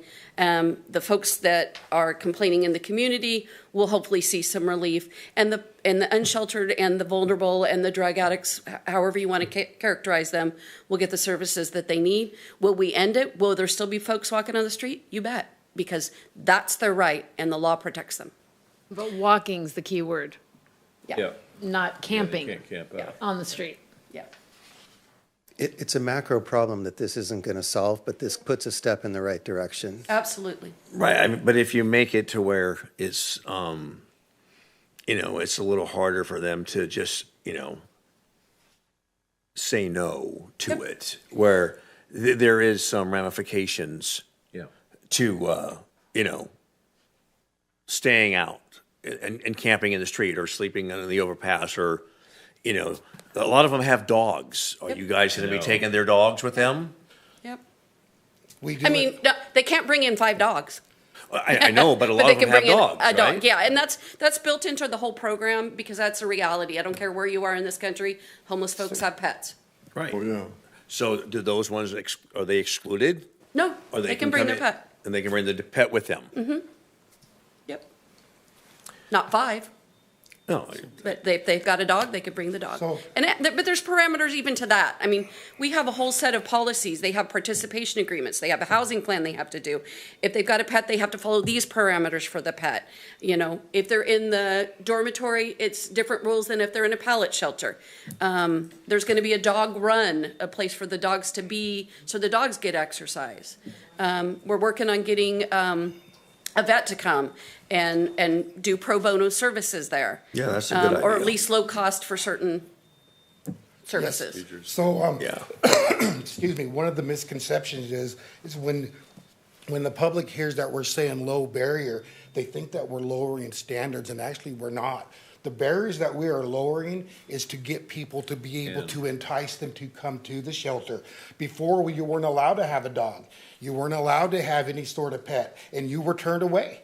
And right now, I have 3 dogs there, and they're doing pretty good. We have learned how to adjust these things to make it work. But what we're truly doing is trying to reach as many people as we can. And so that, I know it appears that there's a lot of freedom and stuff, but it's a lot more structured as long as they are willing to cooperate. If they're service resistant, then They don't last long. yeah. No, and I understand that. I mean, like this lady here. I mean, the homeless, they have rights, but also property owners and residents have a right to be safe, to be able to walk the street without getting their things stolen, windows broken, everything, right? I mean, the government's really put us in a bad spot because of their regulations. They tie us, and they won't let us drug test. They won't let us do anything, and then we just have to let them roam around, and it's just, And I totally agree with you. I'm a resident as well, so I get it.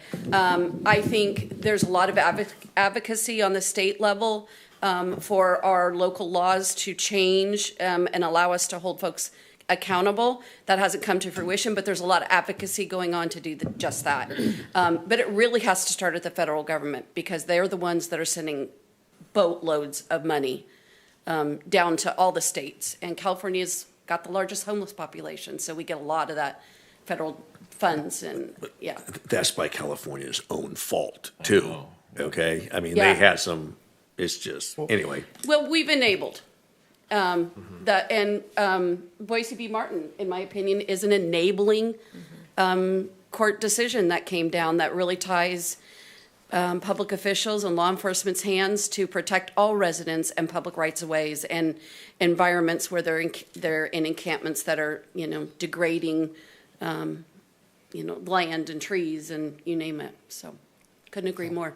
And part of the problem too is when Proposition 47 was put into vote, it actually decriminalized a lot of things, including drug use to a certain extent, and so that actually caused drug court to dissolve.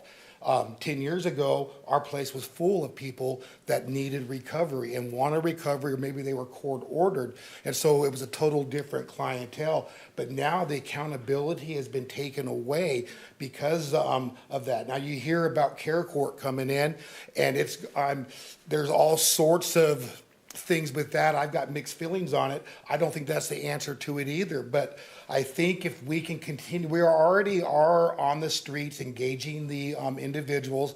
We're already engaging people from the encampments in question. We're making relationships with them. We're gaining trust. We're being more proactive than we have in the last 55 years or 58 years, I guess it is, that we have been in business. And so,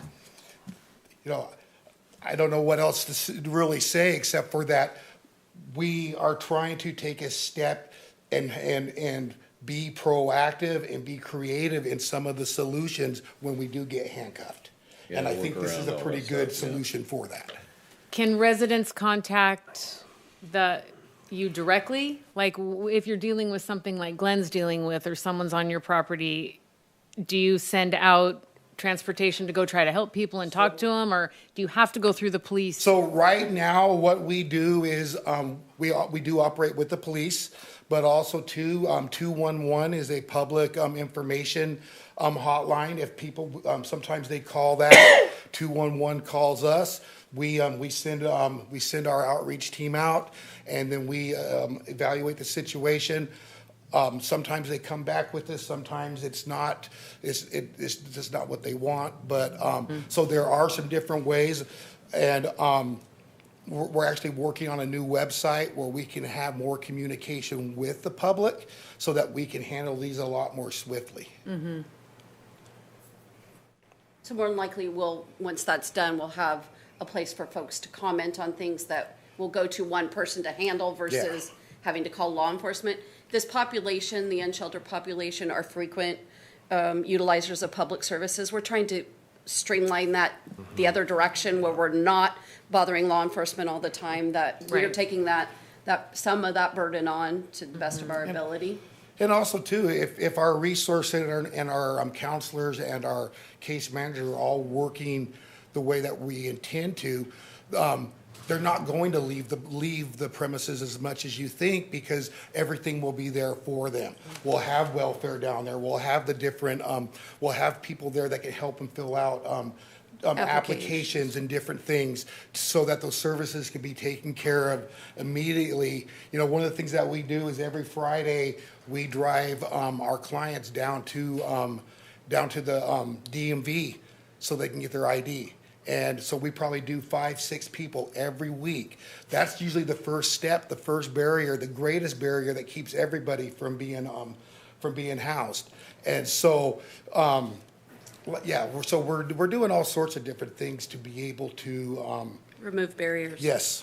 So let me ask you this last question. So how do they get housing, I guess, afterwards? Because I know when in being in property management, you know, we have some pretty stringent rules and regulations to rent. Mm-hmm. You got to make 3 times the amount of the rent. If the rent's, $1,500, they got to make what was that, $4,500? Never happened. That right. So where are they going to go? So that's one of the systems that I think, at least in the state of California and along the Western Seaboard, needs to be remedied, is that they need to put caps on how much folks can charge for rent. I know that doesn't make people who own a lot of property and rent and lease it out happy, but that's really one of the only ways we're going to solve not just homelessness, but those low income to even moderate income households that are struggling, paying 60 to 75% of their household income in rent, and then not paying any of the other bills and getting their credit cards built up. That's a systems change. But one of the things that we do, and what we call one of the barriers, is making sure that they have a source of income. Yeah. And for many of them, that's going to be disability. Disability is running, I'm just going to be loose here, around $1,000 a month. So we have to get them into housing that they can afford to sustain long term. The only type of housing that is affordable housing. We've got hundreds of new development units coming available in Oroville, many in Chico.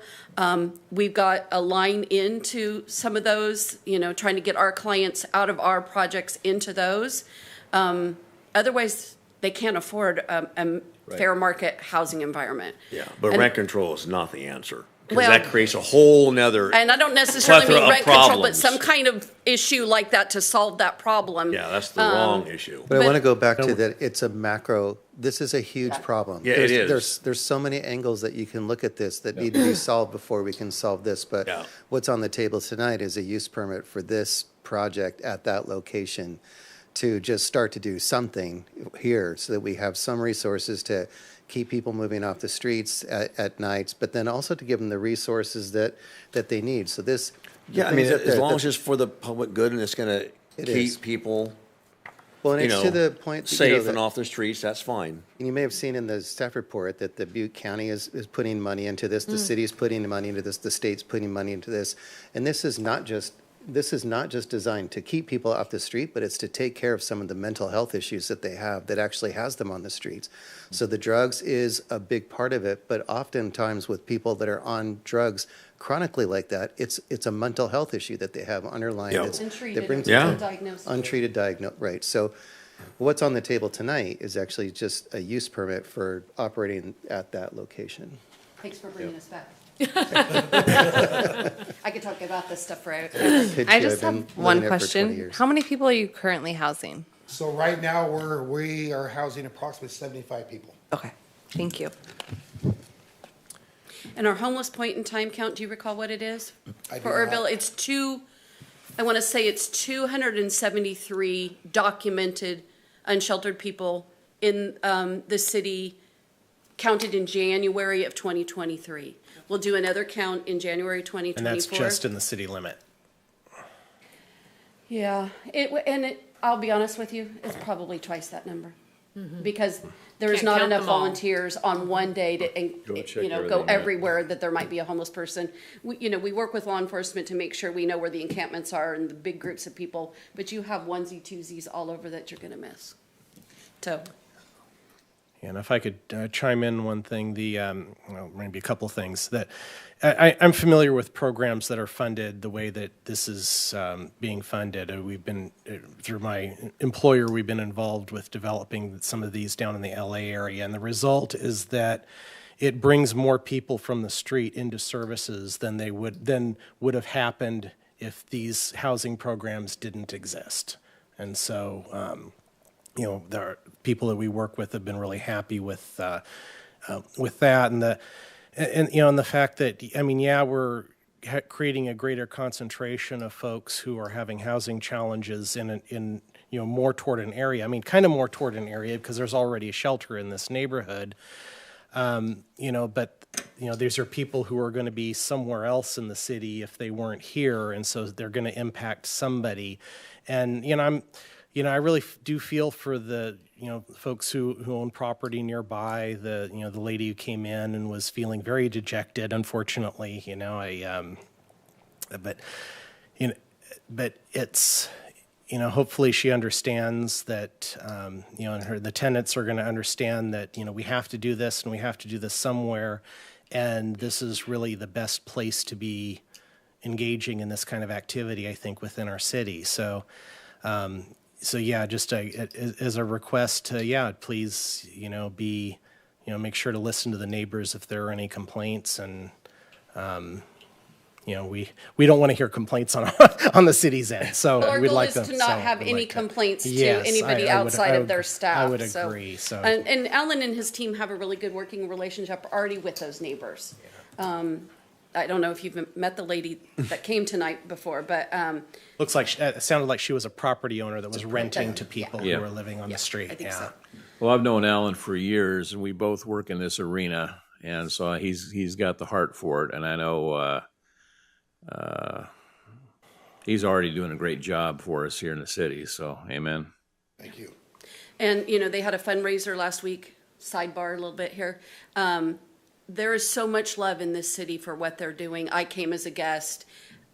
This community supports what they're doing. It was obvious by that fundraiser, the people that attended, common Joes like myself that were there.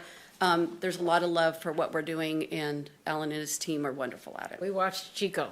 We were like, we did not want to do that. Yeah, we do not want to Yeah. repeat. Nope. So, and I'm glad you mentioned that because we watched what unfolded in Chico, who didn't in the North State. When we started talking about this 2 years ago, we made sure that we connected with every federal branch of funding that had any hand or association with housing or homelessness to make sure we got their best practices. I have monthly calls with the National Alliance to End Homelessness. They want updates where we're at, where we're going, what we're doing, what policies, what operations manual. I'm sending everything their way. They're sending it back redlined, highlighted, put this in, take this out. We're doing everything that we can to make this right from the get-go. This is my one last question. Do you know how many cities in California have pallet shelters like this? Oh, I don't. I could probably get that number from Pallet Shelter. They could probably tell us. But I know with encampment resolution funding, we were funded in round 2L and 3L. And in those 3 rounds of funding, there's like 22 or 24 jurisdictions that were funded. And we were funded twice. And we were the only jurisdiction that was funded twice. So. And whether they're all doing pallet shelters or not, Right. I don't know. They're all doing some form of non-congregate shelter. Seems like it's new, so we'll get a history and find out how this all works. Well, and I know perfect the it. state is working on a report on how it's going in each one of those jurisdictions because we have monthly calls. Matter of fact, we have one on Monday. Awesome. Well, thank you. How much does it cost to build a pallet shelter? Oh, 5. I mean, each individual little unit. I did the math on that. It's, with tax, shipping, and installation assembly, it's about $20,000 a unit, $20,000 in this a 10 by 10. 100 square feet. 100 square feet. Yep. And you buy these things from, Pallet Shelter Company. yeah, okay. And we actually are avoiding about $46,000 in assembly fees. You know, the team that helped build Chico's, I connected with their leader, and he is bringing some City of Chico staff and a lot of those assembly people, and partnering with our assembly people, and we're going to put them together with one gentleman from Pallet Shelter that's going to come out and like supervise, I guess. So we're saving about $46,000. Really? Because, I mean, it does sound expensive. 20 grand for a 10 by 10 shop. Yeah, I know. I mean, I just built one for 2 grand. Yeah. Yeah. Other places. So, I mean, why is it so, I mean, do you have to use a certain company? Can you use local builders to do it? I mean, You can, but they can't mass produce, and that's what we're looking at. These are also, we can fold them down, move them to another location. They have special locks on the doors. They're special low clearance HVAC units. I mean, all these different things. okay. Yeah, so they can, you know, be set up and taken down and moved rather easily. Got it. Yeah. Okay.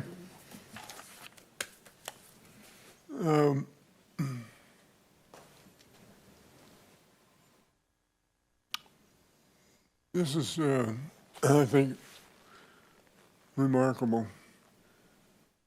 Have you worked with the city or done yourself looking for other sites, other properties where this could be replicated? No, we haven't. I have done that work in other communities, but no, they already had the property, and this project is already going to be over $7 million for about a 3.5-year period. If we had to also buy property that was zoned appropriately to cut down that timeline of engagement, it would be even more expensive. So no, we did not do that legwork. I didn't understand that then. I thought you were funded by government in some fashion or another. Correct. We were funded twice by the state, once by the city and once by the county, but all of the funding together just now, because we were just funded the second round of this encampment resolution funding the end of August, that funding shored up our entire budget and made the project whole. Until that funding came through, we didn't have all the funding we needed. And that was just funding for 1 year, or is that? 3.5 years. 3.5 years. And at the end of the 3.5 years, you close down? Well, the vast majority of that $7 million budget is rehabilitating the warehouse into the dormitory and offices and showers and restrooms. There's about a $500,000 budget each year for staffing. So most of that is capital improvements that need to happen as a one-time cost. The ongoing cost is about $500,000 a year just for staffing. So we're also engaged with the continuum of care, the homeless continuum of care, and we're applying for funding every time it comes out for things that fit our project. We just were funded emergency solutions grant funding for rapid rehousing money, which will help pay those subsidies when folks want to leave the project and go live in their own house or apartment. This will help pay subsidies for up to 2 years for them, so make that gap a little bit smaller. And then we're applying for Housing Disabilities Advocacy Program funding, which is also housing funding for folks with disabilities. And then that program also assigns an advocate to help them get their Social Security disability applications approved swifter. Again, shortening that timeline where they have to stay in emergency shelter before they go on to permanent housing. And there's, I'll keep going. We're partnering with Partnership Health. They're the managed care plan through Cal-Lane coming into Butte County in January. The mission is going to be an enhanced care management provider and a community supports provider. Each of those are Medi-Cal billable actions. They have a Medi-Cal biller that's going to bill for staff time that they are allowed to apply to Medi-Cal when they help these unsheltered folks that are in the project. So that's helping that $500,000 for staffing go a lot farther over a longer period of time. Do you have is there anybody in city staff that works with you on a consistent basis? Yes, Amy Bergstrand. Okay, so back to my question. Personally, I would like to see the city evaluate properties within the city to see if this could be replicated there in some other, and whatever it takes. I mean, it's going to take money, and it's going to take application for funds, and all the rest of that kind of stuff. But if that can be done here, if you can do it here, it can be done somewhere else. So one of the objectives or goals of the encampment resolution funding from the state is that the project, when we pitched it to them, when we wrote the grant application, it had to be replicable anywhere else. So when they read it, they asked us a slew of questions about how we could replicate this elsewhere. But anybody that has received that encampment resolution funding, any city or county that's got it, has to do the same thing. So, matter of fact, I'm working on a report that's going to the state on Monday. They evaluate that, they come back with questions, and they're building models based on what all of us provide to them as what is or isn't working. We have monthly calls, we answer questions, we answer surveys. I mean, it's a lot of legwork. And they're designing that model based on what input we give to them. If we get this project up and running and it's successful, trust me, those state folks are going to be here taking pictures. They're going to be using us as a base model for what to do elsewhere. And that elsewhere could be Oroville. It could be Chico, could be LA, could be Texas, who knows? To me, this is the most practical solution, even though it might be temporary, to the question of homelessness. Yeah. In the short term and almost long term. And so, to me, if that is true, my assumption is true, then the question that begs an answer for me is anyone in the city taking a look at other properties that might be used to do a similar type Not that I'm aware of. project? And why isn't there? I think To me, there it all should be. boils down to money. Huh? It all boils down to money. Yeah, This but is a it's gotta start hugely, Mr. hugely Chairman, expensive the project. housing director, Amy Bergstrand, is responsible for finding parcels and land for these kinds of purposes, including affordable housing and other types of projects. So this will be in her wheelhouse, certainly, So- especially if this project succeeds the way we're hoping. And we've talked about that, not so poignantly, but as a success factor, how can we replicate this elsewhere? And maybe it'll be a smaller scale in Paradise, a smaller scale in Gridley, I don't know, but it's pretty expensive. And to be honest with you, if the city didn't have the ARPA funds and the county didn't have the ARPA funds, this project wouldn't be happening. And those ARPA funds only came out because of COVID. So, Were you asking that question for a second project or instead of this location? A second. A second project? Talking about a Okay. second one, yeah. Yeah, I mean, we need to see how the success of this goes, and if it's successful, maybe we don't need another project. Fingers crossed. here, here. Well, it sounds like you're answering my question from the other side of the coin, from the back side of the coin, but not directly. But- Yeah, I haven't had a conversation with Amy directly about, can we replicate this, and are you looking for property to make that happen without having the successes known for this project? I haven't had that conversation. We would need to find another $7 million too, Yeah, or more. or more. You'd be buying the Because we'd have land to if buy the it's not land as city- well, right? city-owned, yeah. Well, the Right. city has a responsibility to figure out some way of taking care of homeless. Yep. That's the law. Well, and I hate to say it, but I would gather in the next 5 years or so, because the state's been talking about it for at least 7 years, they will be holding each jurisdiction, and whether that's defined by city or county, I'm not sure. They're going to hold them accountable for minimizing or decreasing their homeless numbers, which, in my opinion, is really going to suck. Because what's going to happen is that jurisdictions are going to want the homeless to show them identification, which they will not have, that they were born and raised here or have lived here for 10 years. And if they're not a resident, then they're going to ship them elsewhere.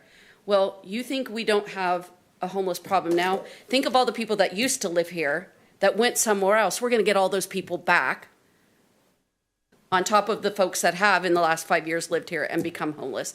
And then jurisdictions are going to refuse to help other people and push them back to those counties, creating adversarial relationships between cities and counties. I don't ever want it to go that far.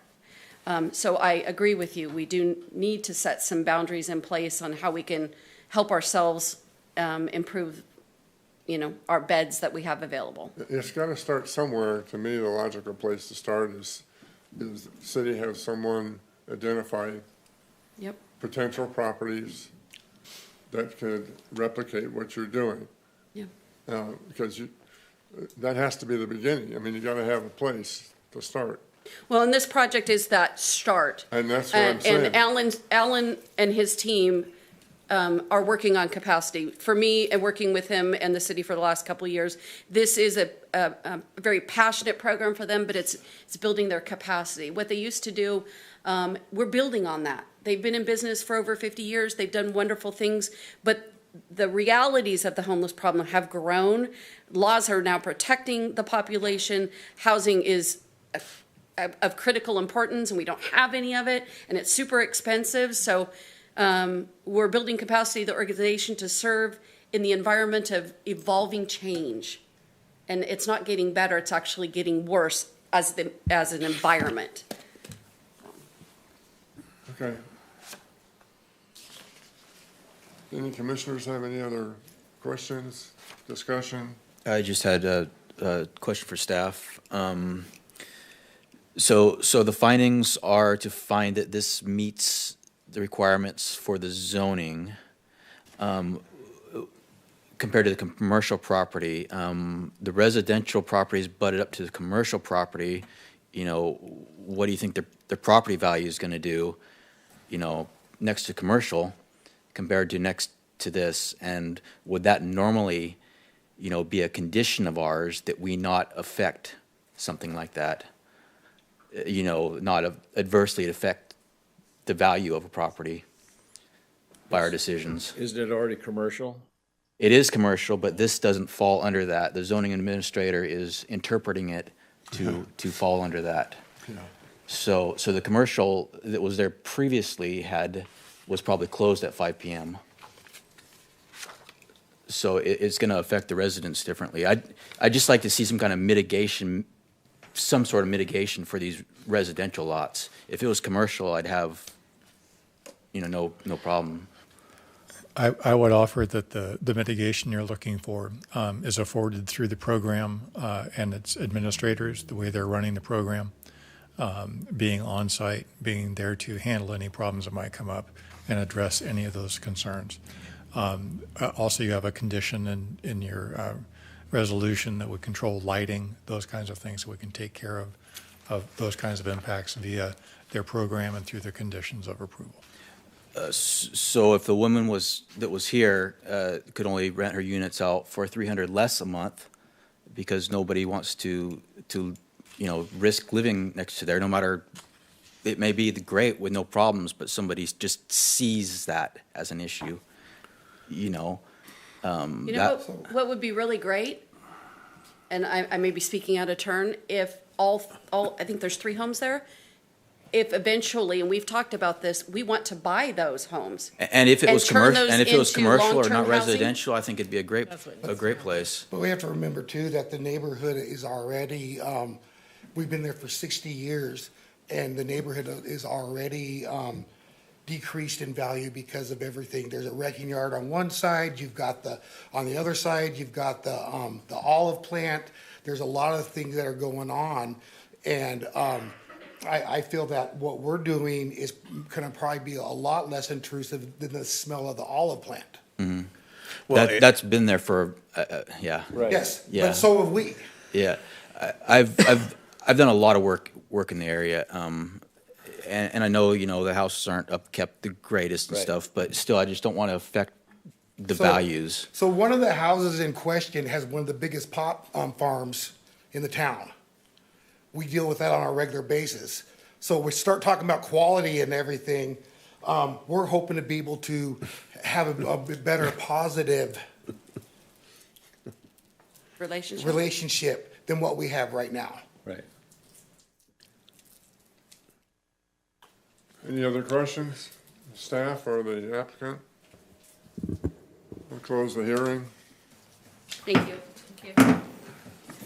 and turn it over to the commissioners if you want to talk about it some more or think about it or make a motion or. So we're being asked to do 4 things here, correct? Adopting the notice of exemption for CEQA, adopting the findings for the use permit, approve the use permit and the recommended conditions, and adopt a resolution that I don't know what that's.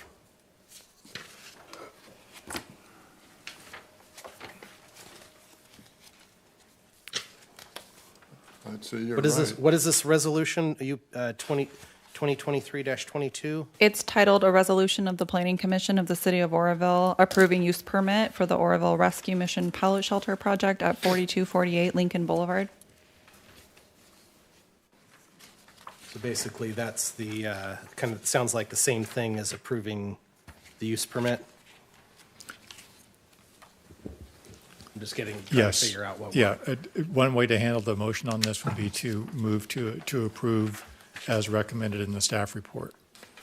Okay. And that would include the umbrella of actions. Okay, I will move to improve the umbrella of actions as, as proposed in the staff report. I second.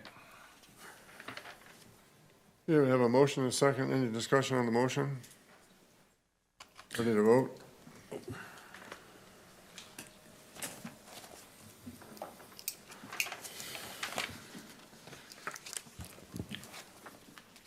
Motion passes unanimously. Huh? Okay. To approve? Yes, motion passed. Thank you. Thank you. Thank you. Great discussion. Carl, I don't know if you know what time. Huh? It's past 8, I don't know what you want. Past 8 o'clock already? Just like no, I didn't know if you know what time it was. Yeah. Go ahead. Yeah, if I could suggest, the tree ordinance is probably going to be a lengthy discussion. If we were to, wanting to Well, postpone that. Do you want to take a break and go ahead and, I don't know how lengthy any of the other items are going to be, but probably not as lengthy as that one, if that helps with a recommendation for if we wanted to postpone anything. That's all that's well, it's left. up to the commission. You know, how do you feel? Do you want to postpone? Ordinance, which had a lot of talk last time. I mentioned, I think last time or whatever, that we ought to hold a special meeting or whatever on the code amendment, but, you know, whatever you guys want to do, you're the ones that have to sit here along with me. But, we can go on and continue out of order and do the draft food truck court ordinance. No, isn't that postponed? Okay, good. So we only have one more item. Is The that tree. postponed? No, No. there's another one too after that. Number 5. So proposed planning commission policy to delegate review of minor. Oh, yeah. What, I hadn't heard that. Was the continuation for the food truck ordinance, that discussion postponed? Yes. Okay. We're continuing to work on developing that ordinance for the commission's review. The recommendation would be that the commission open the public hearing because it was noticed. And that way, we can just continue it, open the public hearing and continue it to the meeting in November, which would be November 16th. And that way, we don't have to renotice and we can just pick up business again on the 16th. And that would take care of that item. Can we do the tree mitigation at that same time, or are we under the gun to get that done for council? Council is quite interested in seeing the oak tree ordinance, but if this runs late, I don't know what, I suppose they would accept that the planning commission continued it. Well, I think planning commission needs to do what it feels it needs to do. And let the chips fall where they may, but, again, I personally think it's, a significant enough, ordinance or item. I would hate to rush the oak tree mitigation Yeah, that's what I'm ordinance. saying. To me, I would like. to- More than 2 hours into a meeting, I'm going to want to tend to rush it, and I think Yeah. that's doing it a disservice. Yep. That's my opinion. Yeah, I want to put out there, Wes, I think, we're looking at a stacked meeting on the 16th also, right? Yes, we are. This will be the third ordinance to discuss on the 16th of November. And then we have a couple of other use permits already scheduled for that. Can we have a special meeting? That's what, That's- yeah, that was going to be my next suggestion. I keep saying I would like to see a special meeting. On the oak tree ordinance, Yes. I would be okay with that. Yeah, because to me, you're talking about a significant decision for the city. Especially if council wants us to move on it, then You know, you Okay, guys- what, I can can't we, make a motion. I can we tell you find what a I'd like date to have for happen, that? but, I think we ought to have an evening where this is all we discuss and take an hour or two. Would next Thursday be all right? Yeah, next Thursday would work for me. I will not be here No. next Thursday. Okay. Not the second, no. You've already indicated that you're going to have significant comments on this, so we do need to have you present. I would like to be present. When is yeah. the city council meeting? Tuesday. This would be scheduled for the November 17th, I believe, city council meeting. 7. 7. Well, it wouldn't be on, or it'd be on the 21st then, Oh. at the earliest. How's the Sticking how's the with 9th? Thursdays. Yeah, I could do the 9th. 9th. I could can't do. Then we have, yeah. So what are we doing? The 9th? Can you do the 9th for a special meeting? That's a Thursday? Okay, I'm gonna continue it, so it's To the 9th. to the 9th. I believe the 9th is at the second Thursday. That's a Development Review Committee meeting that afternoon. Correct, So we do it right after? roughly. It just breaks There's my only two of heart. them. It'll be a little after. I really feel sorry for you. What's important is this ordinance. To me. Okay, 9th will November work for me. 9th. November 9th it is then. Okay, I'll make that official. Are we planning 6 p.m. or? Or earlier? When do you get done with your development review committee meeting? How's our agenda looking for the Development Review Committee meeting, Wes? It'll certainly be over before 5, I think. Okay. You wanna set it for 5 We could o'clock? start at 5 then, if that's easier for everyone. Can you do it at 5? You wanna do it for We'll 5? just do it. We'll just do it at 5. Do I yeah. get a consensus for 5? 5 will work. Commissioner, before I you, That I continue item 3. Yeah. Hold on. Huh? before you bang the gavel, there is the last item on here, item 5. If you'd like to do that tonight or push that to the special meeting. We have 2 applications pending that I'm hoping we can dispense with this one fairly quickly this evening. Okay. Let's do. I think we can do this one. Okay, which is what, proposed planning commission ability to delegate review. Thank you. I didn't realize he was Are we adjourning the meeting. continuing this to the 9th? Oh, yeah. Yes, we're continuing the oak Wes would tree. like to do item 5 tonight. Continue. I'm just talking about item 3 or whatever it was Oak tree. for right Continue. now. Oak I just trees wanna and get oak that trees. off. Okay? So we're gonna continue what is now item 3 to November 9th at 5 PM. Everybody understand that? Yep. Okay. Got it. So Connor is with us. Are you still there, Connor? I'm awake. So are we. So Connor, you will be presenting this item. Is that time okay with you? 5 p.m. Let me just talk to work. I'm sure I can make it happen. Okay. With the chair's permission, while Connor is still here, can I ask him to make a staff report on the item that was emailed to you all a couple, 3 days ago, which was a follow-up question from Commissioner Sheard? I did not receive that email. As long as we can still do item 5, Yes. we have time. Connor, can you do this one quickly? Yes, I'll be really quick with it. Prepared a memo at the last planning commission meeting. Commissioner Sheard, you had questions about items placed on the sidewalk in our downtown area and what can and cannot be placed there. So just did a quick analysis of our existing code regulations.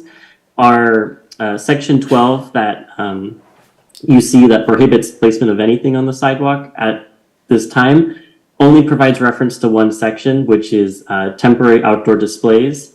That analysis kind of goes into a little bit of detail. Basically, what our downtown businesses are doing, it is permitted, provided that they don't result in a sidewalk width of less than 5 feet, I believe it is, and it's on a temporary basis. In addition, the city did a sign code update in 2020, 2021.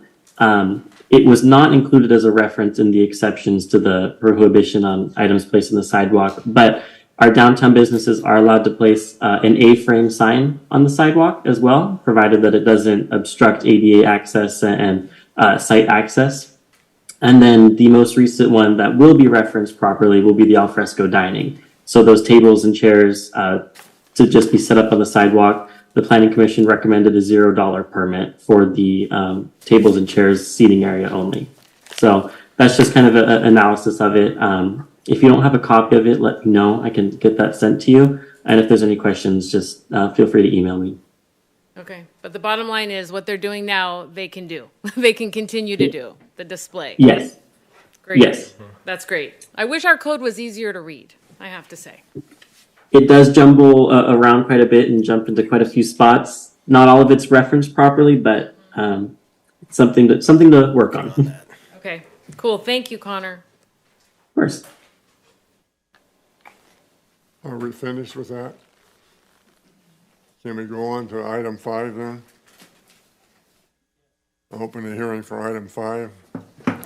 This one does not require a hearing. It only does require a planning commission action. So this topic. Whoa. I think it's in the regular business section. Like parcel map waiver. Is a parcel map waiver go before the planning commission right now? Correct. Is that by ordinance? Correct. Then it needs to be a hearing in order to change the law. An ordinance is a law. And Well, we're not asking to change the ordinance. We're just asking that the commission delegate the you're authority asking to to change a staff. provision of the law, which is that the hearing be with the planning commission.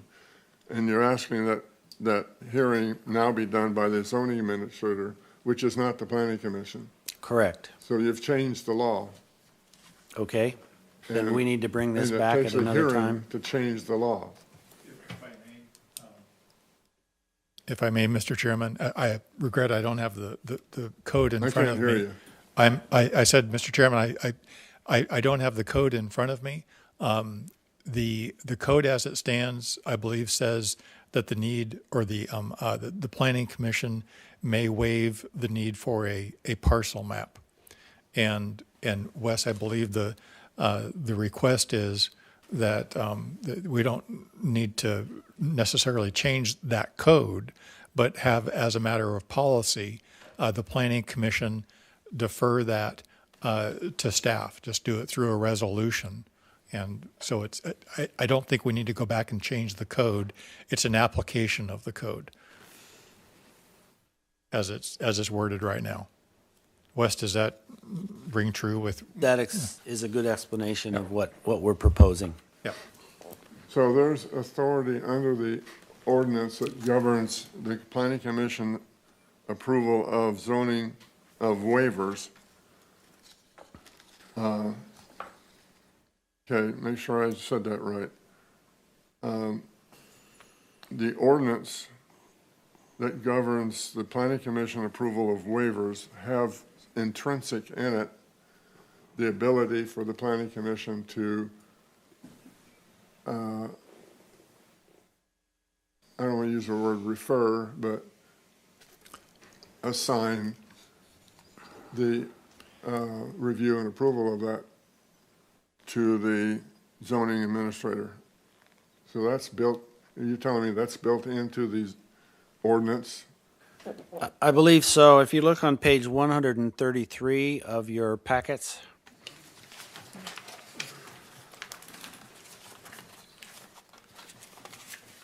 Excuse me without my glasses. Okay. And if you go to B1. Okay. Pardon me if I'm spreading out toward your area here. I got the notebook. And so what that states is that the planning commission may waive the requirement for the parcel map in any case where all of the conditions below on number 1 and 2 apply. And we are asking that waiver be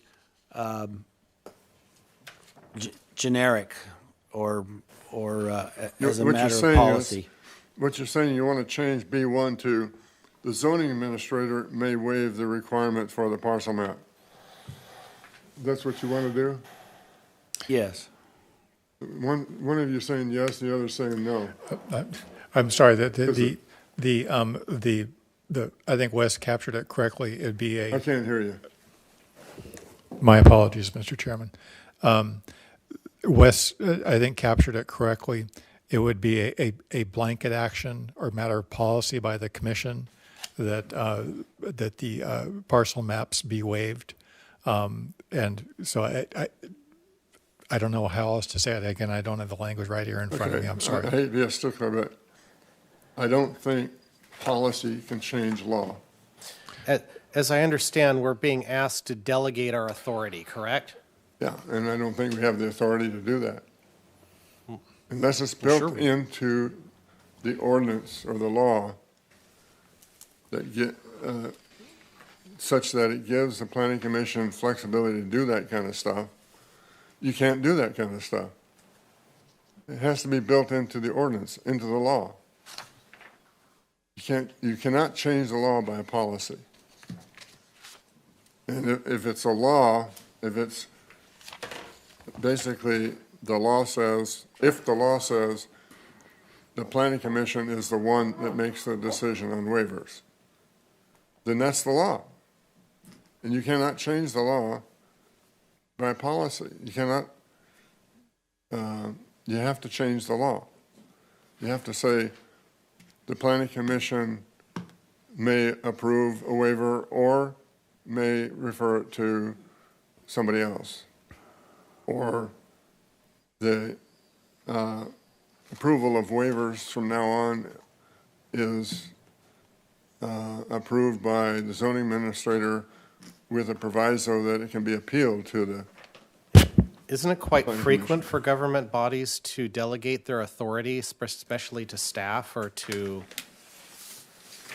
their agencies? Consistent review with reviews for lot line adjustments and parcel mergers. So is this something that you guys have already done before, delegate those? I don't remember doing very many of these. So one of my questions is going to be: is there what's the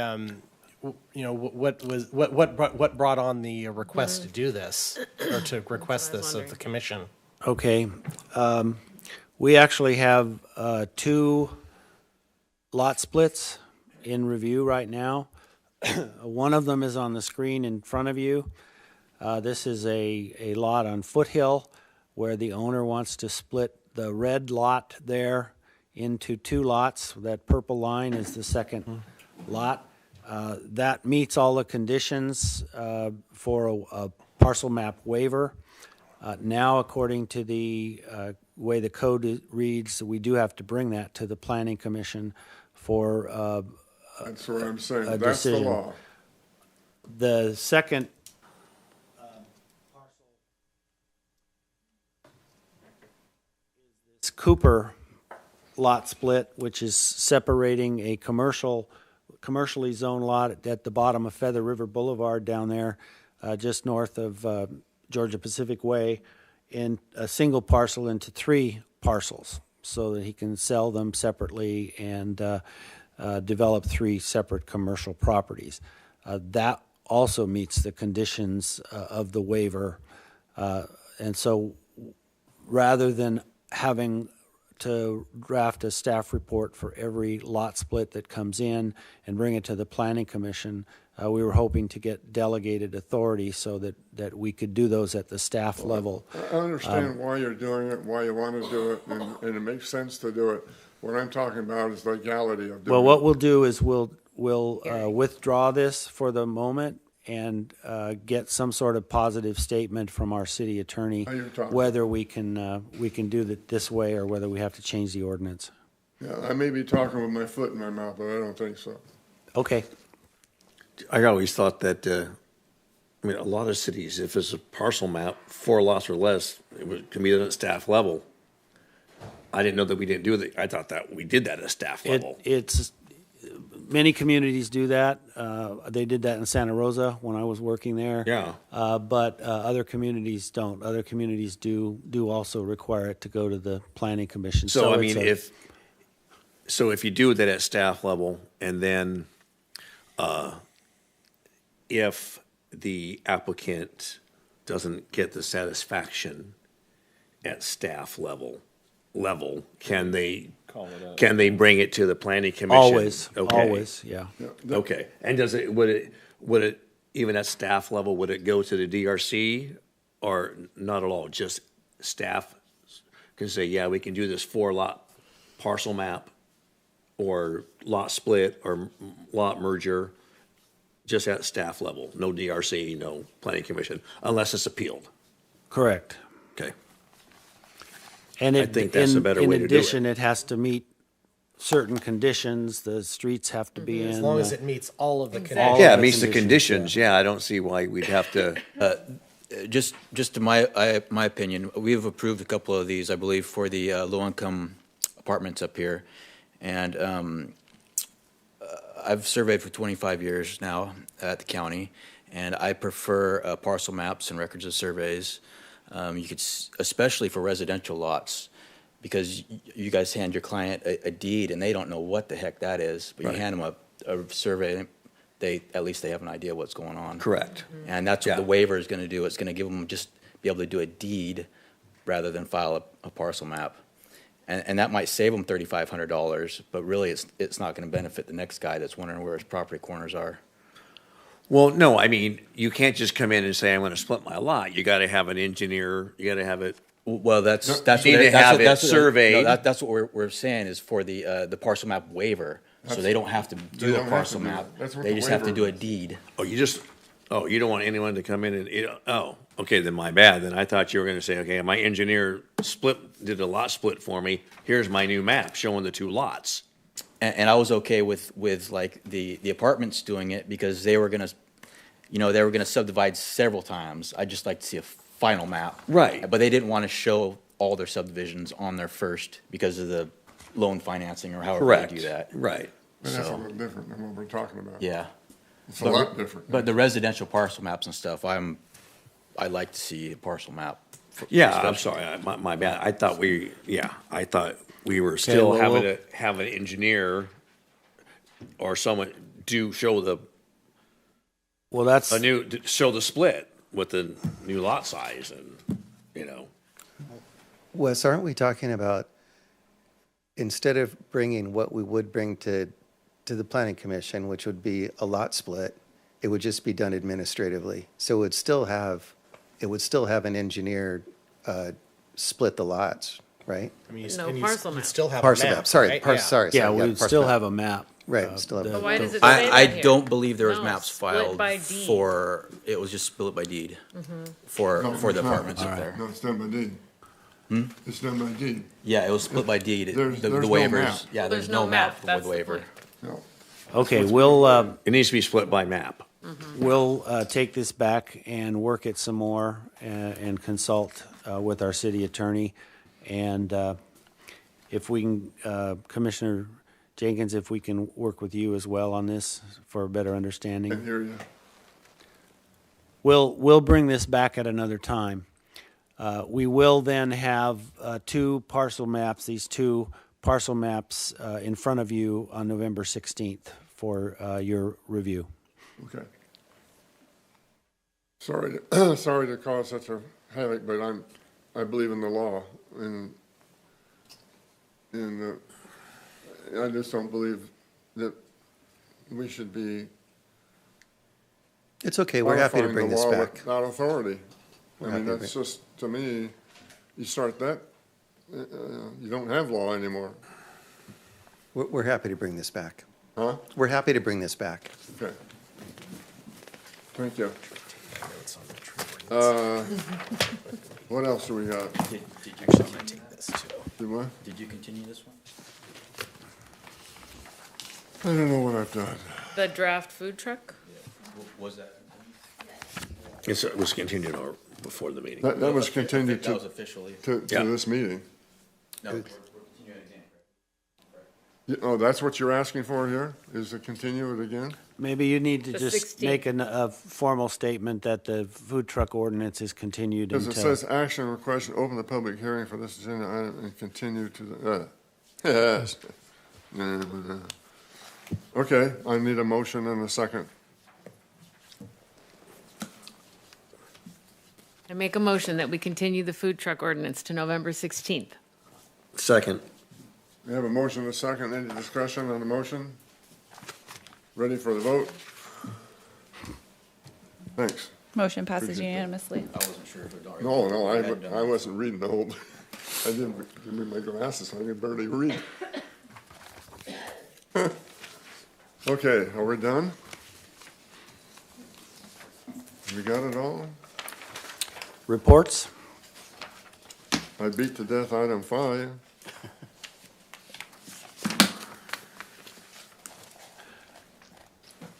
Reports? I'm talking about hearings and all that. Are we done? Yes. Okay. Now we got staff reports.